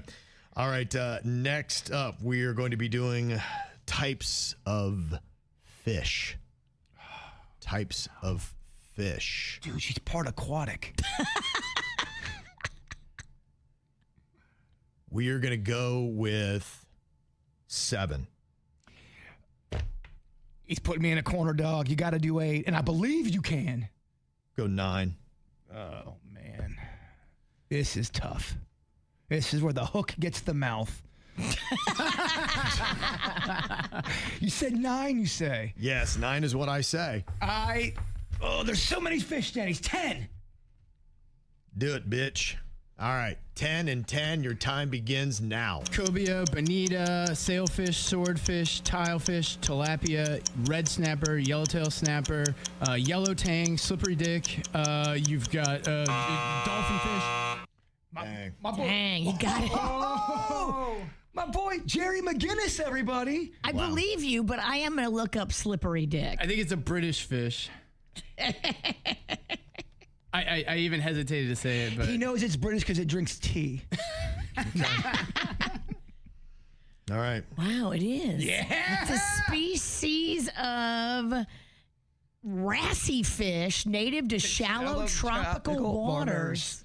Dang, I thought it was Denny's. a British fish. My bad. Yeah, don't worry about it. You got it, Denny. Yeah, I mean, at this point, you get the point, so. Okay, Denny's Wow. is here today, so He is. I got to take a second. I got to rethink the strategy. We are 1 point away from a loss today. So It is intense, girl. It is. Jbird Denny's have 2. Virginia and I have 1. First to 3 is the winner, and do it, bitch. Got to tell you, Denny's appears to be in a zone today, and Virginia's back from New Orleans with, I think, a pretty good hangover. Yeah, you are team empty bottle. I am crusty. Yeah. You're better than you were yesterday. Oh my gosh, he did. He saw me yesterday when I got off the plane. I was like, oh. She was so flustered. And then she ended up driving to the thing, and Magnolia was in the front yard. She's like, Mom, watch the road, correcting her driving. Well, no, I'm a bad driver sober. Yeah, I know. I saw that. Well, we are playing 2-3. Jbird and Denny's have 2. Virginia and I have 1. So if they get 1 more point, it is all over. And I don't want to do this punishment that we have on deck today. So, Virginia, we got to figure out a way to make this thing happen. We are the underdogs right now. As her eyes are closing. I look at her. I'm nodding off like Ronnie from the Jersey Shore. Are you going through depression? As I'm explaining what we got to do, I look over at my partners and go,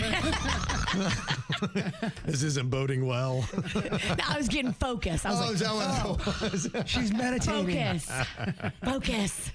Okay, we are going with types of shoes. Types of shoes that we have here. Question. Yes. Not brand, but type. Yes, you're correct. So you wouldn't run down all a different certain make of somebody who creates this shoe. That's not what we're looking for. We're looking for the different styles of shoe to anything really. I think we'll take anything you can put on your feet that you would wear outside. A little nervous, Denny. She does do endorsements for Closets by Design. Yes. So Oh, you've heard my spots? Yes. anything that would be standard footwear, and I do say standard. So okay. Like we're not going to take banana peels. Okay. All right. He had to literally scratch that off his list. Noted. All right. I won't say that one. Okay, Jbird Denny's, you get to start this round. He's a man of shoes. I used to call him Producer Shoe. He can do 5. You can do 5. Okay. I'm going to put Virginia at 7. I think she can do 7, dog. You got to do 8. Be great, do 8.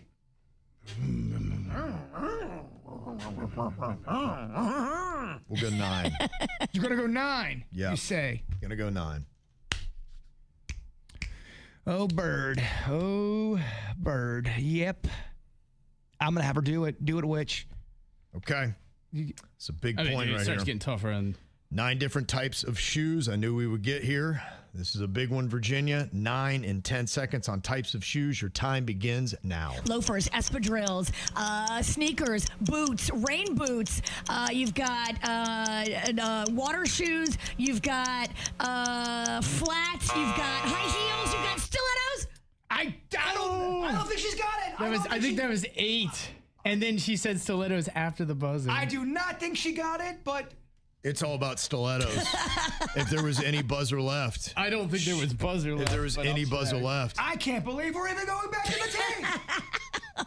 Oh, she caught fire at the end. We got slow in the middle. She had it, though. She knew it. I knew she had it in her. You had a case of the I know. I blame the alcohol.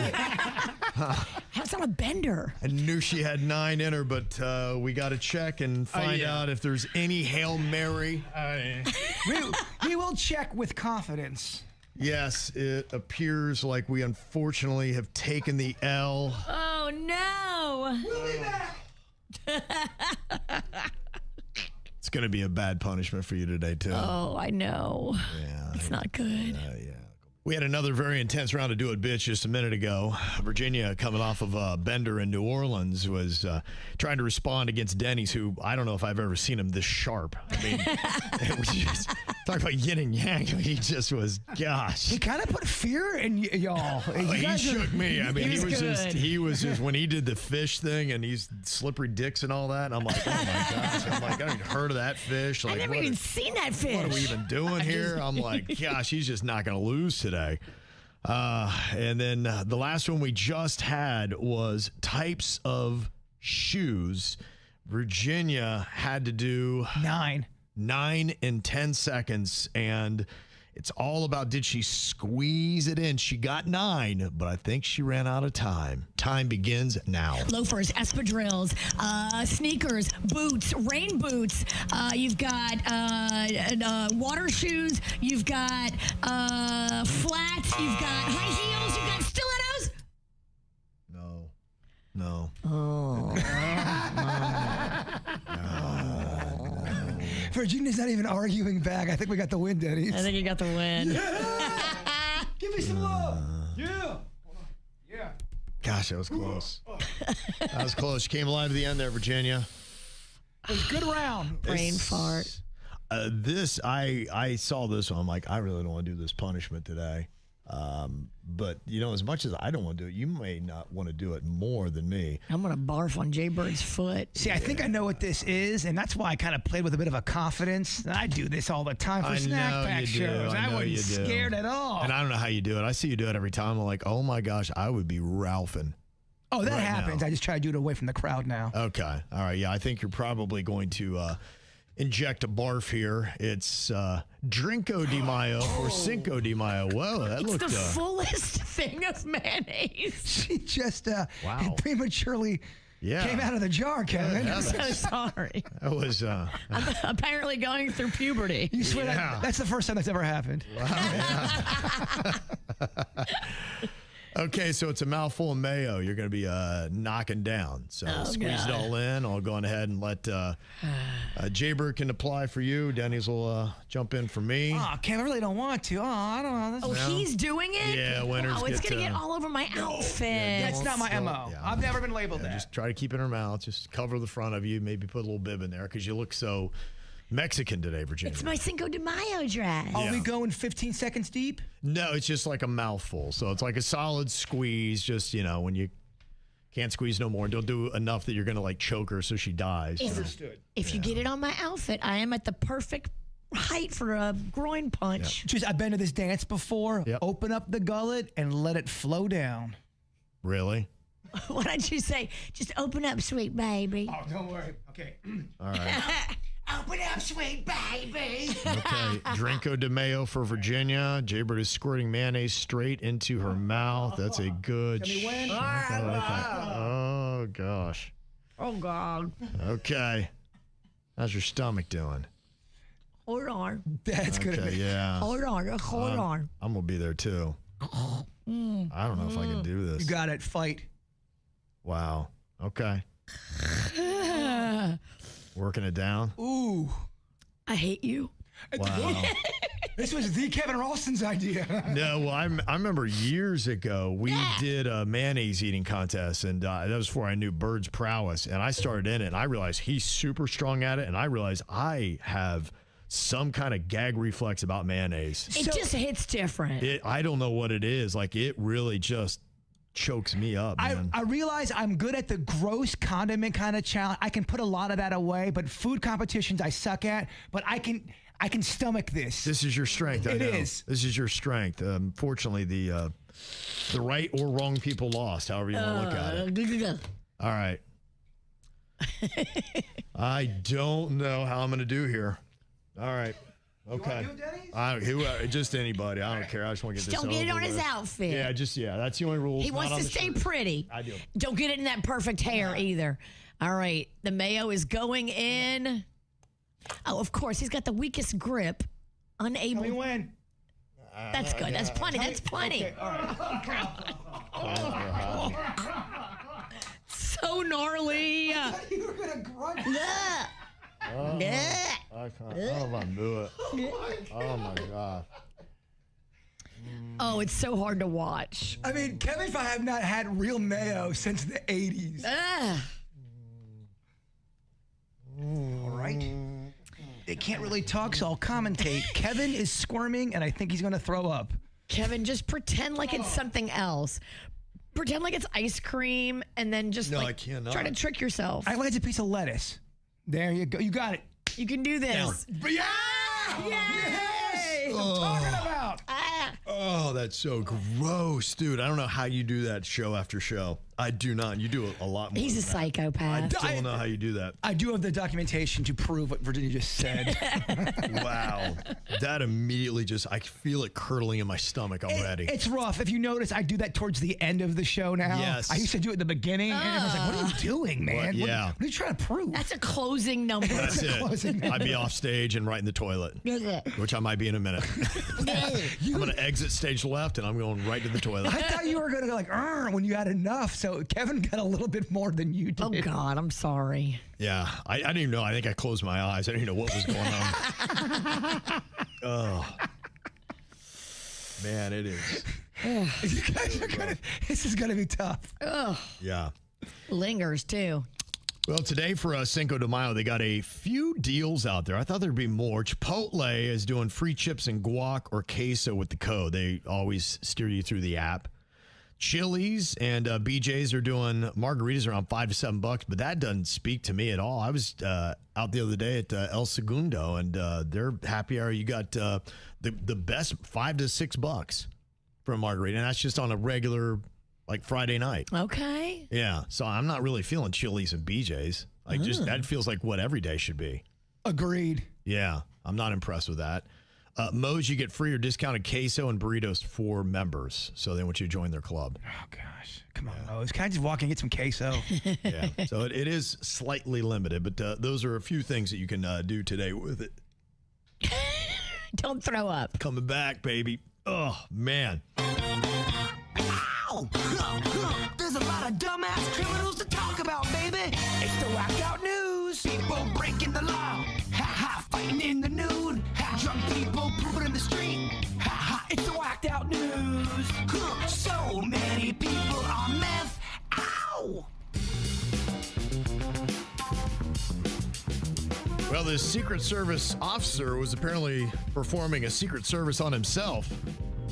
But it wasn't secret enough because he got arrested for pleasuring himself in a hotel hallway outside a woman's room in Miami and was charged with indecent exposure. The hallway? The hallway. Yeah, it's not by accident. This guy's a Secret Service agent. He's in town with the president. He has a little bit of downtime. It's 33-year-old John Andrew Spillman. Spillman? Oh, he the was jokes are writing themselves, are they not? Spill, all right. Wow. It was at the Doubletree by Hilton Hotel near Miami International Airport. There were reports that came in that a naked man was on the 6th floor. Officers in hotel security found Spillman with his pants lowered, actively engaging in the act when they walked in. Was he staying there? What was going on? Was he drunk? Yeah, and was it full on in the hallway? Was he naked, or did he have his pants halfway down? His pants were down, yeah. He was exposed. The Porky Pig? He was Porky Pigging it, yeah. A woman told deputies Spillman followed her from the hotel lobby to her floor, causing her to fear for her life. Oh, no. After entering her room, she said she saw him outside pleasuring himself right near her door. She saw it. She saw it, yes. Oh my gosh. Secret Service predator? Wow. That's horrifying because he's got a weapon, he's got skills. He's got power. Yeah. Dang. He was arrested. Secret Service has confirmed it, and they called the alleged behavior unacceptable and placed him on administrative leave pending both criminal and internal investigations. But he gone. He also should be in cuffs. Yeah. So weird. You can't do that publicly. You go to jail for that. Yeah. That's one of those life-changing moments. Yeah. Yes. Yeah. You'll have the before and after that moment. We were talking about that earlier. Yep. There was before I was tugging it in a hall in a Miami hotel, and then there was after. He better have been drunk. And to me, I would imagine, yeah. I feel like it's not going to matter. That's too old to start that new. I think that you had to have done that before. You don't get that brazen out of the blue, in my opinion. Who knows? I don't know. Yeah, if he had before, he hadn't been caught because he wouldn't have been a Secret Service agent if he had anything remotely close to that on his record. A lot of dudes don't get caught. Yeah, well, he might have, but he caught now. 50-year-old Florida man Yakov Levi was arrested after allegedly threatening beachgoers with a power drill during a dispute over a beach chair in Surfside. Oh, my. What? A power drill? That's aggressive. He apparently became angry after being denied use of a private beach chair and tried to swing an umbrella at someone and later charged at a man with a drill, yelling threats including, "I'm going to kill you." Here's a bit of the report and the sound from it. Put your hands up. Put your hands up. Come on. Arch, you have the drill, right? Arch, you have the drill, right?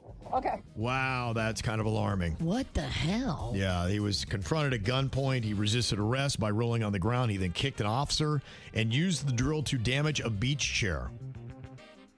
Now he's facing attempted aggravated battery on a law enforcement officer, which is a felony and criminal mischief. I mean, he really didn't want to sit in the sand. Battery on a chair. Mm-hmm.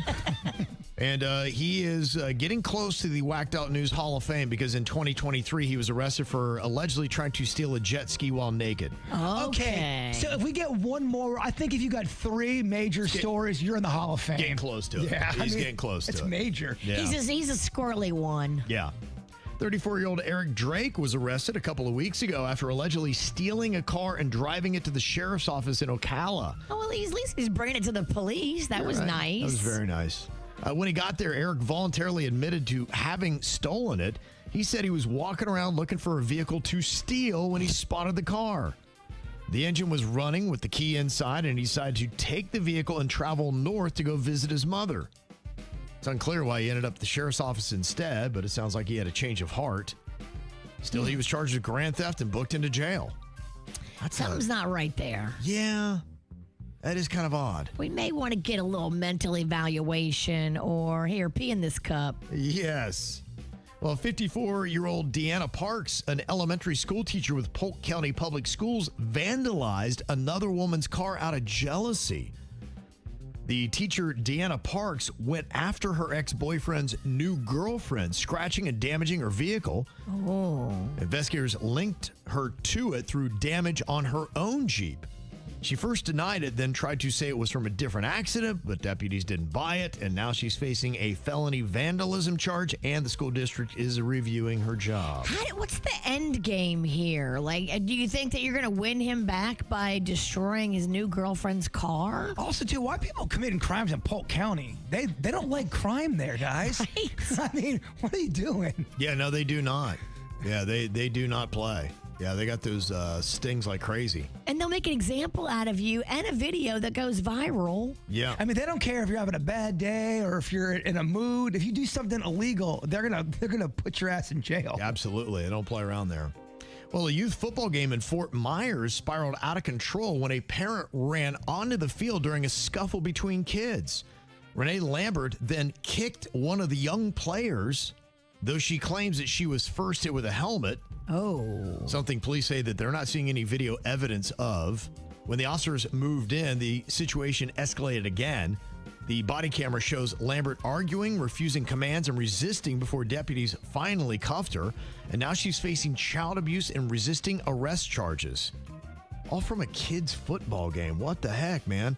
Here's a bit of the body cam video. So you mad at them for hitting me? I'm mad at an adult for attacking a kid. Move. Stop.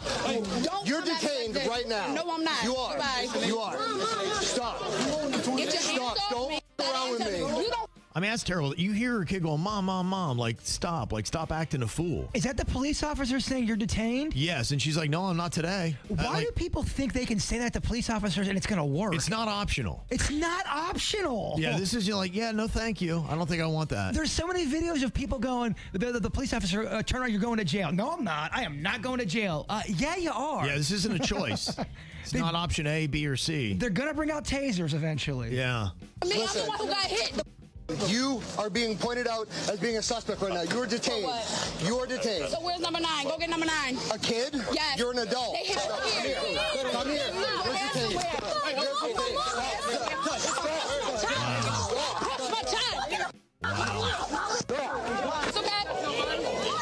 I didn't do anything. Like, wow. You're you better get my detained. son. You better get my son. She's detained because they said you hit a kid. And the kid hit me.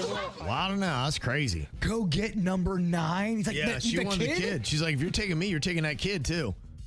She said he hit her with a helmet. Yeah, and they're saying we have a ton of video from this because, of course, everybody had their phones out. We have not seen one video backing up your story yet. Crazy. It doesn't sound like she's handling it the right way. So I'm going to go ahead and believe all of the witnesses probably. She's definitely falling apart at the scene. Yeah. Another person trying to scam this happened a lot in Florida. 51-year-old Bruce Wayne Higgins Jr. He's got the same name as Batman, but he's not on the right side of the law here. He thought he was going to get himself a $329 computer monitor, and he had a banana that he scanned actually right underneath it. And it's like, oh, like 19 cents. Cool. Yeah. They weren't going to notice. No, they did notice. Yeah. Now they've gotten him with felony retail theft. So a lot of people are doing that, and they are catching on. Because these cameras are so good now. They got them everywhere. Yep. Yeah, it's not like when they first started doing self-checkout and people were robbing the places right and left. Walmart smartened up. Walmart smartened up. Because it was. People were stealing all the time from Walmart. It was easy to do. Now, good luck with that. You're right. You know, we got gators all over here in South Florida, but I think we need to be lucky that we don't have crocodiles and big ones all over. We do have some crocodiles, but not to this level, man, because they are the real deal. I don't know if you saw this in South Africa and the Komati River. They had a 59-year-old businessman named Gabriel Batista that got swept away by flooding. And they're like, I wonder where he went. He was whisked right into a crocodile-infested river.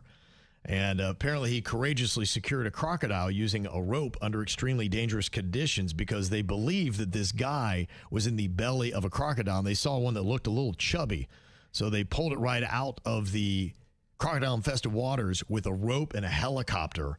And they got it, and they took a look at it, and they saw, yeah, we got some body parts in there. Now they got to do some DNA testing. Ugh.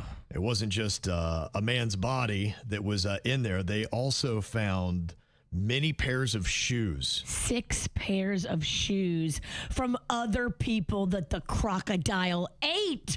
You do wonder when someone goes missing, you always think it's a murderer. What if it is a gator? Because you're right. In South Africa, it could be them crocodiles. Yeah. Oh, my gosh. Oh, my gosh. 6 pairs of shoes? And this guy wasn't tiny either. No, he was a full-grown ass man. Yeah, he's like bigger than me. He's a big dude. Are crocs meaner than gators? It seems like they are. They scare me a little bit more because they've got, it seems like they got sharper teeth, and they just, those eyes. Yes. On the crocodile. Seems like they're more hungry, at least. Yeah. They got eyes like me. They're scary. Yeah.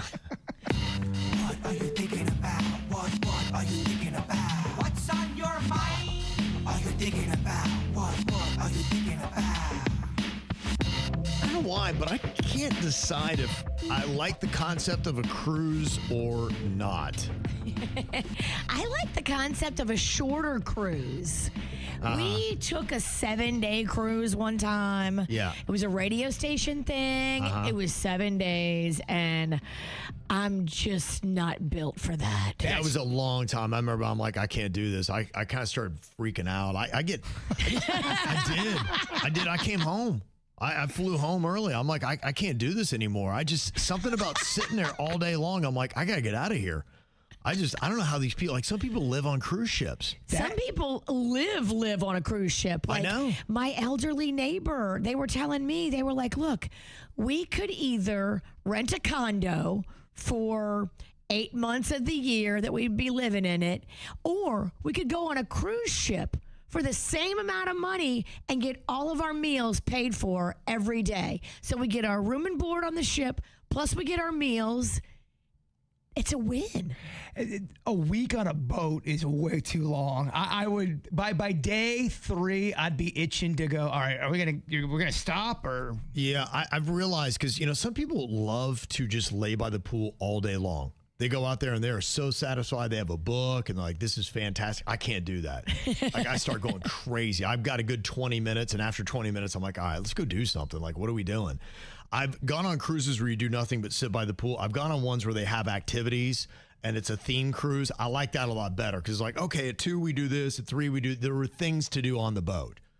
Otherwise, I didn't really love it. And then I see these stories. The one thing that always gets you, and you notice if you're on a cruise ship, they're always wiping things down. I don't know how germs spread so amazingly through a cruise ship. And I mean, you don't see that in our workplace. I mean, people aren't walking around all over the place wiping things down. I guess it's the close quarters. Everybody's packed in there like sardines on top of each other. And, everybody's touching the same surfaces. That's how I feel about plane rides. Every single time I got on a plane, I feel like I just have a little bit of a funk for a day after. You're too cramped in there. Yeah. I mean, you don't normally hang out with people that close to you ever. Well, it's clearly telling you it's not safe. It's probably not. We need a little bit more room. Your body's telling you this doesn't feel right. Yeah. And now, have you seen this cruise ship that is out there that has the believed or suspected hantavirus outbreak that's going on? Yes. 3 people dead, several others sick, and about 150 passengers and crew are now stranded off Cape Verde. The hantavirus is spread by rodent feces. Oh, I can't. That means that these people had to come into contact with rodent feces. Yeah, that's crazy. This is what Gene Hackman's wife died from. It is. Yeah. Yeah, and it's no joke. And it sounds like it's awful. If you have it, it's absolutely terrible.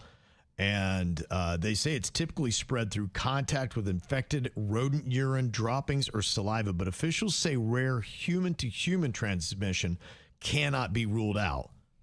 So there's one strain that might see that. But you can just see people that are on the ship, and now that you have the ability to have video and send it off, like some of them are coming unglued, and they're starting to break and crack like this guy that...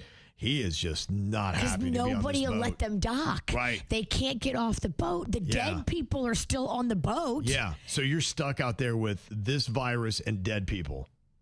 Listen to this dude. And what's happening right now is very real for all of us here. We're not just a story. We're not just headlines.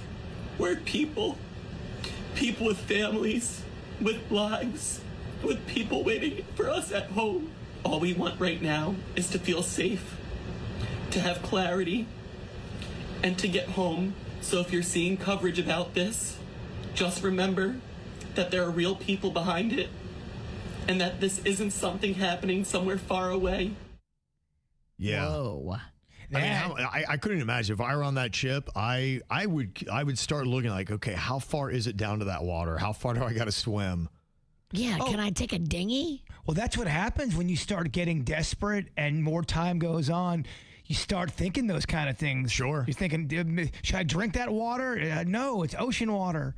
Yeah. The longer you're out in that kind of situation, you start to lose your head a little bit. This guy doesn't sound like he's doing well. No, that person sounds like they're having a nervous breakdown. So how do you do it? Like they're telling everybody to stay in your cabin, so that you don't come in contact with the rat feces or other people that are spreading it. But you just sit in your cabin. Like, do they bring you food? I don't know. And then do you eat it? Because what if it's got the rat feces in it? I don't know. Yeah, all great questions. I don't know, but I've heard those stories. And look, I mean, if a cruise everything goes great. And a majority of them, they do, clearly. Yeah. But it's just these nightmare cruises, every one off, where you think, how miserable would that be? And you got to wonder, of the percentage of people on that boat right now, how many of them will ever take a cruise again in their life? Oh, they're probably not going to take a cruise for a while. They're probably going to, because they're still out there. Yeah. They're probably not going to take a cruise for at least 10 years, I would say. 66% of people say they do not love a cruise. Okay.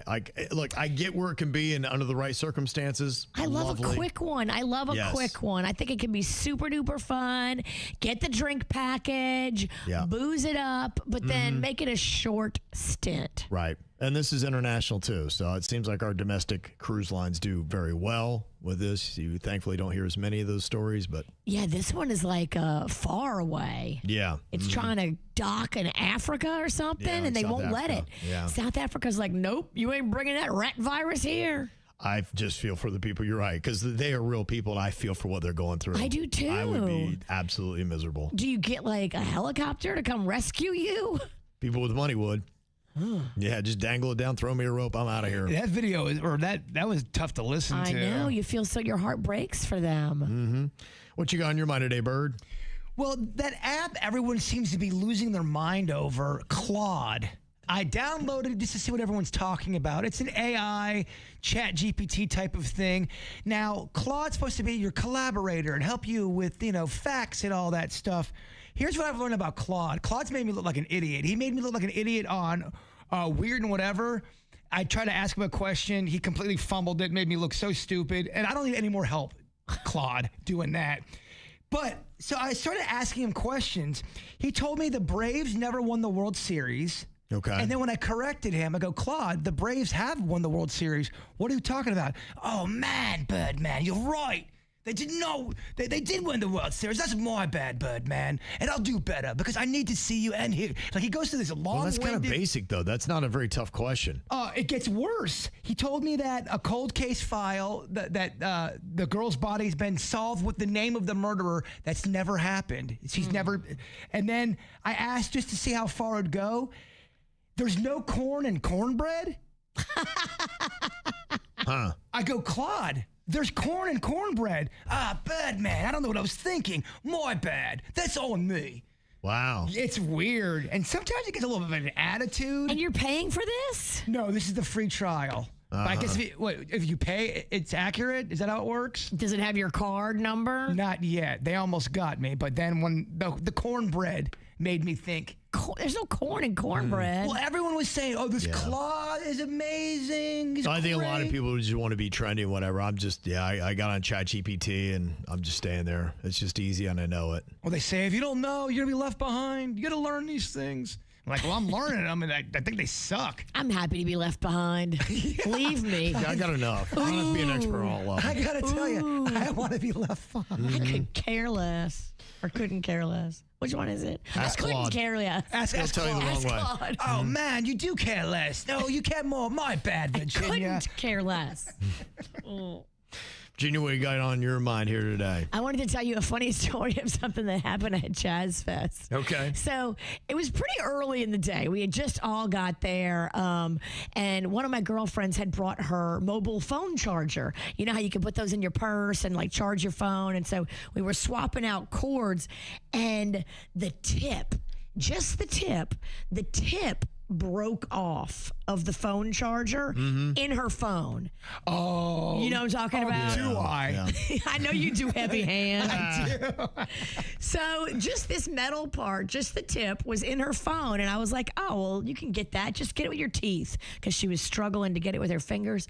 So she got it with her teeth. And then when she pulled it out, she just went, puh, and spit it.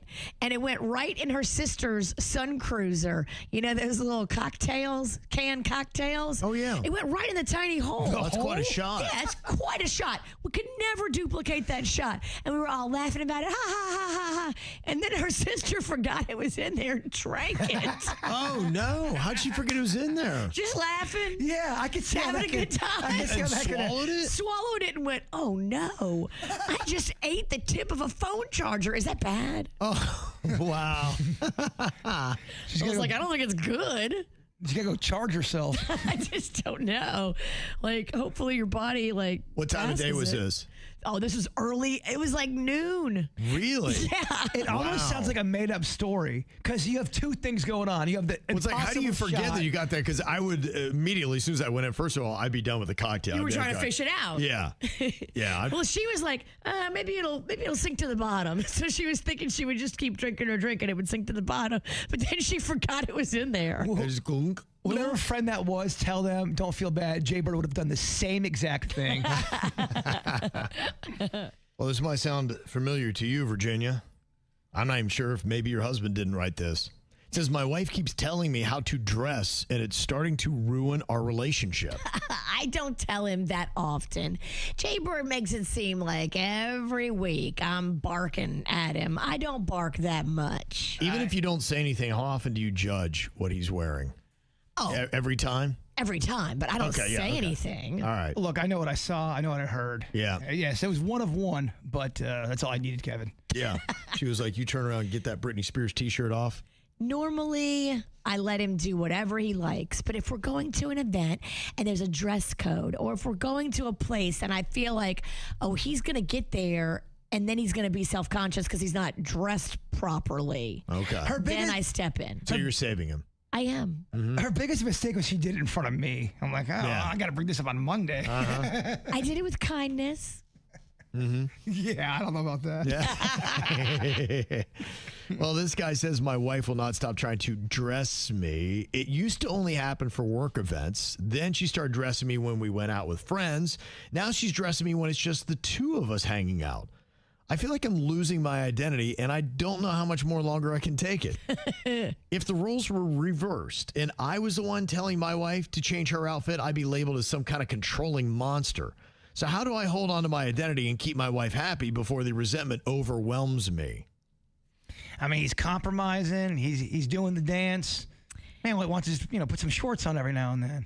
You just need to tell her that you want to have some say-so in what you're wearing. Because if she's picking every outfit every day, my gosh, she's got to be tired. That's enough for me not to be with somebody. If they were so demanding about what I had to wear, I go, this is not going to work. Yeah, you just got to figure out where you're set. And that is tough. I mean, if it's just the two of you hanging out, like at home, I'd be like, no, nah. I'll wear whatever I want. If I want to wear nothing, I'll wear nothing. If I want to wear grape leaves, I'll wear grape leaves. Yeah, you're lucky I'm wearing clothes. Yeah.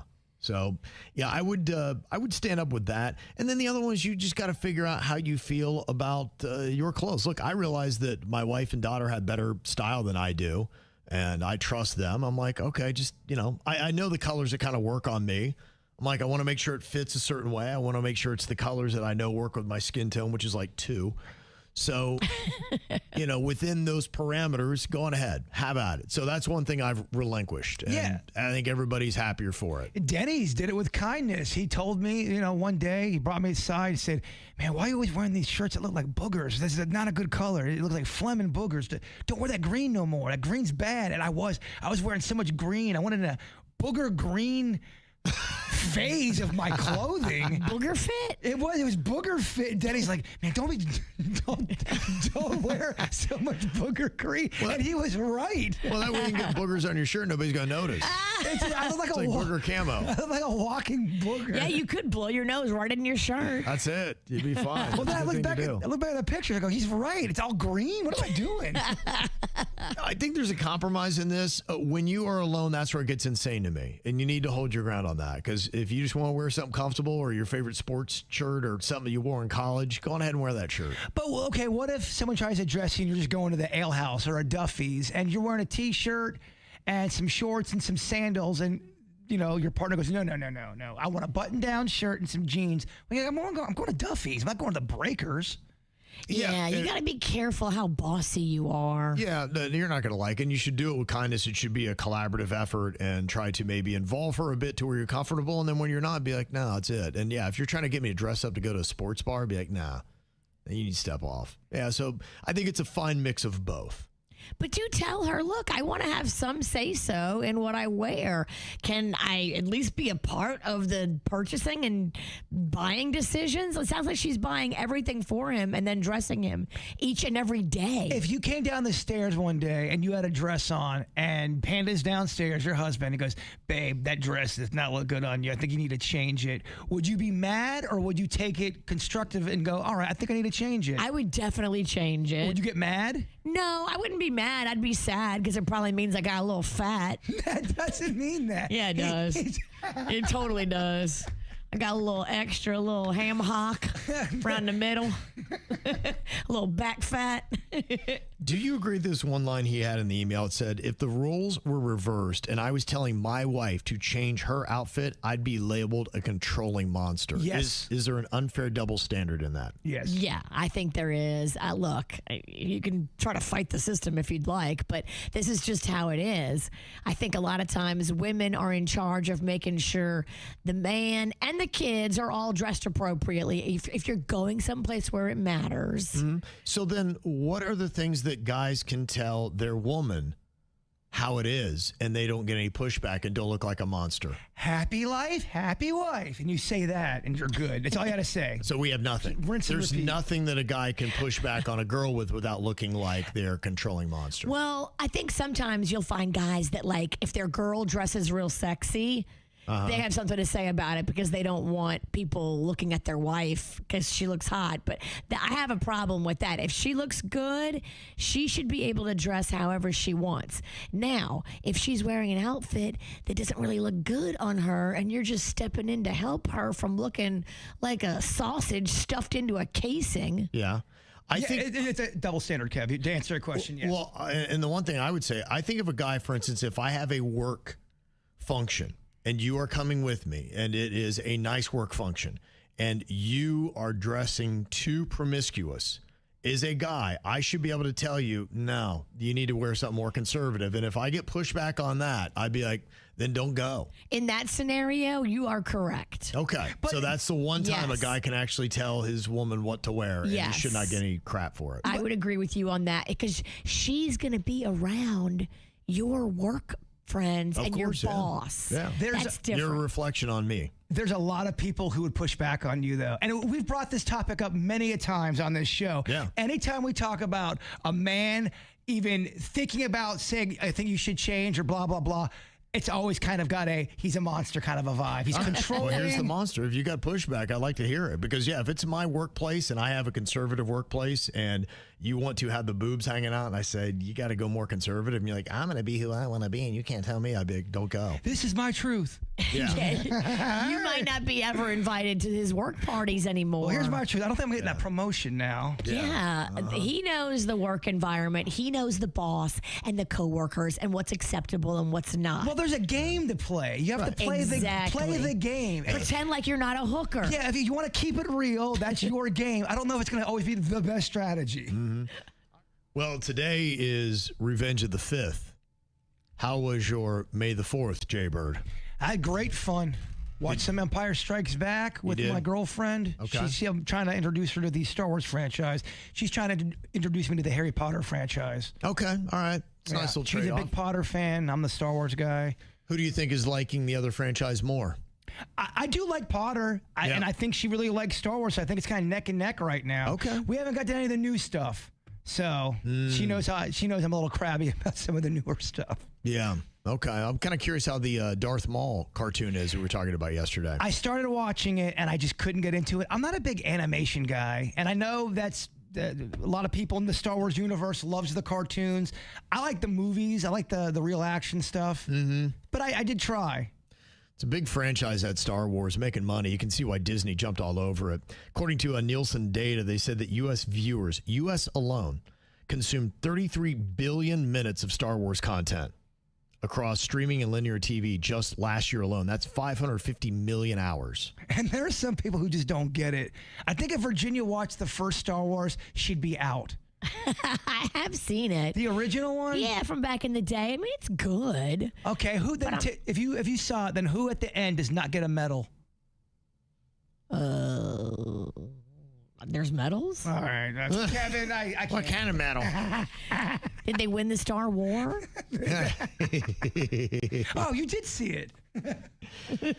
Okay, question for you, Jbird here. They said that films have dominated the viewing. About 44% of all the Star Wars content had to do with the films. So what are the top 3 films? Most watched titles in order. Empire Strikes Back, Star Wars, and then Return of the Jedi. Okay, you're saying the original trilogy. The original trilogy. 1, 2, and 3. You're incorrect. Only one of the original trilogy is in the top 3. It's Empire Strikes Back. Top 3 for viewing, you say, or for dollars? Viewing of the movies. Yeah, this has to do with the most watched titles, top 3 for Star Wars over the last year, according to Nielsen data. All right, what else we got there? Okay, well, Empire Strikes Back is not one of them. The original Star Wars New Hope is. It is. Okay. It's number 1. It came out in 77. It was the first one. Yeah, I get that it. is the number 1 most viewed Star Wars movie over streaming over the last year. There are other 2, but they're not in the original trilogy. But okay, I'm sorry. I'm not trying to be annoying. I'm confused. Over the last year or of all time? Over the last year. Okay, I don't know if I said that. That's different. Okay, over the last year, it might be some newer stuff. Mm-hmm. I'm going to go, let's go with Force Awakens. No. Phantom Menace and Rogue One. Rogue One's a good movie. In fact, that's a great movie. That's one of the ones I would hold as a true, legit, awesome Star Wars movie. Yeah. So that's a great movie. Top 3 over the last year. New Hope, the very first Star Wars, number 1, The Phantom Menace, followed by Rogue One. That makes sense. I believe Phantom Menace, isn't that kind of, is there an anniversary about that or something? There might be like the Phantom Menace? Yeah. That was the first of the new ones that they started to do. That's your Jar Jar Binks introduction, right? Yeah. Oh, yeah. You love Jar Jar Binks. I do not love Jar Jar Binks. Yeah, I thought that was kind of wild that Phantom Menace was the second most watched Star Wars movie over the last year. But keep in mind, too, there's been a lot of Darth Maul talk, and Darth Maul's in Phantom Menace. So that might be it. What happens sometimes when there's a buzz around a new project, that project they were formerly attached to kind of does do well. Okay. And they say by generation, too, they have their own favorite show. Apparently, Gen Alpha loves The Mandalorian. You've got Gen Z loves The Clone Wars. Millennials and Gen X prefer Andor. And they say the baby boomers are kind of into the mix with the Clone Wars as well. People love the Clone Wars. Okay. It's pretty solid. Virginia, wake up. There you go. If you thought one Star Wars day was enough, get ready because today is Revenge of the 5th, Virginia. I know, and my Star Wars costume still have not come in. No. Today is Cinco de Mayo. Why can't we have both? Got a little Cinco de Mayo going on today. Be a great day on Taco Tuesday to go get some Mexican food. I think tacos going to reign today, and I was asking what is the best Mexican food, and tacos runs away with it, man. Tacos are legit. Well, because you have 2 options. You got soft and you got hard, baby. Well, and then you've got all the different meats you can put in. You got 5, 6 different varieties on that. More than that. Yeah. Yeah, she ain't lying. Yeah. Yeah, 65% of people say that tacos is the best Mexican food you can get, followed by burritos at 21%. And then everything else is kind of tied. I'm surprised chips and salsa is that low at 8%. But I think if you threw in a little queso, it shoots up to the sky. Need queso, Kevin. Okay, yeah.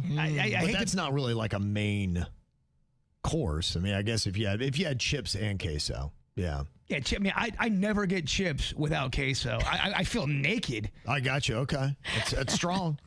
I mean, we all got to have our own principles, right? I like to take a little bit of the queso and then pour it on the taco. So now it's like a wet taco. Okay. I'll tell you what I like to do. I like to take the salsa and put it into the cheese, mix it together, and now you've got salsa cheese. Ooh. Okay. All right. Bold stuff. We'll see if we hear more of these kind of bold statements on the After the Show. Going to be coming up live on YouTube, Facebook, Instagram, and Twitch. And on demand later today, YouTube and Spotify. Bird, if you would, wrap us up with your thought for the day. I got a Revenge of the Sith, but I also can then read it in Spanish after if you want. It's up to you. You can deliver it in English. We'll have you do Spanish later.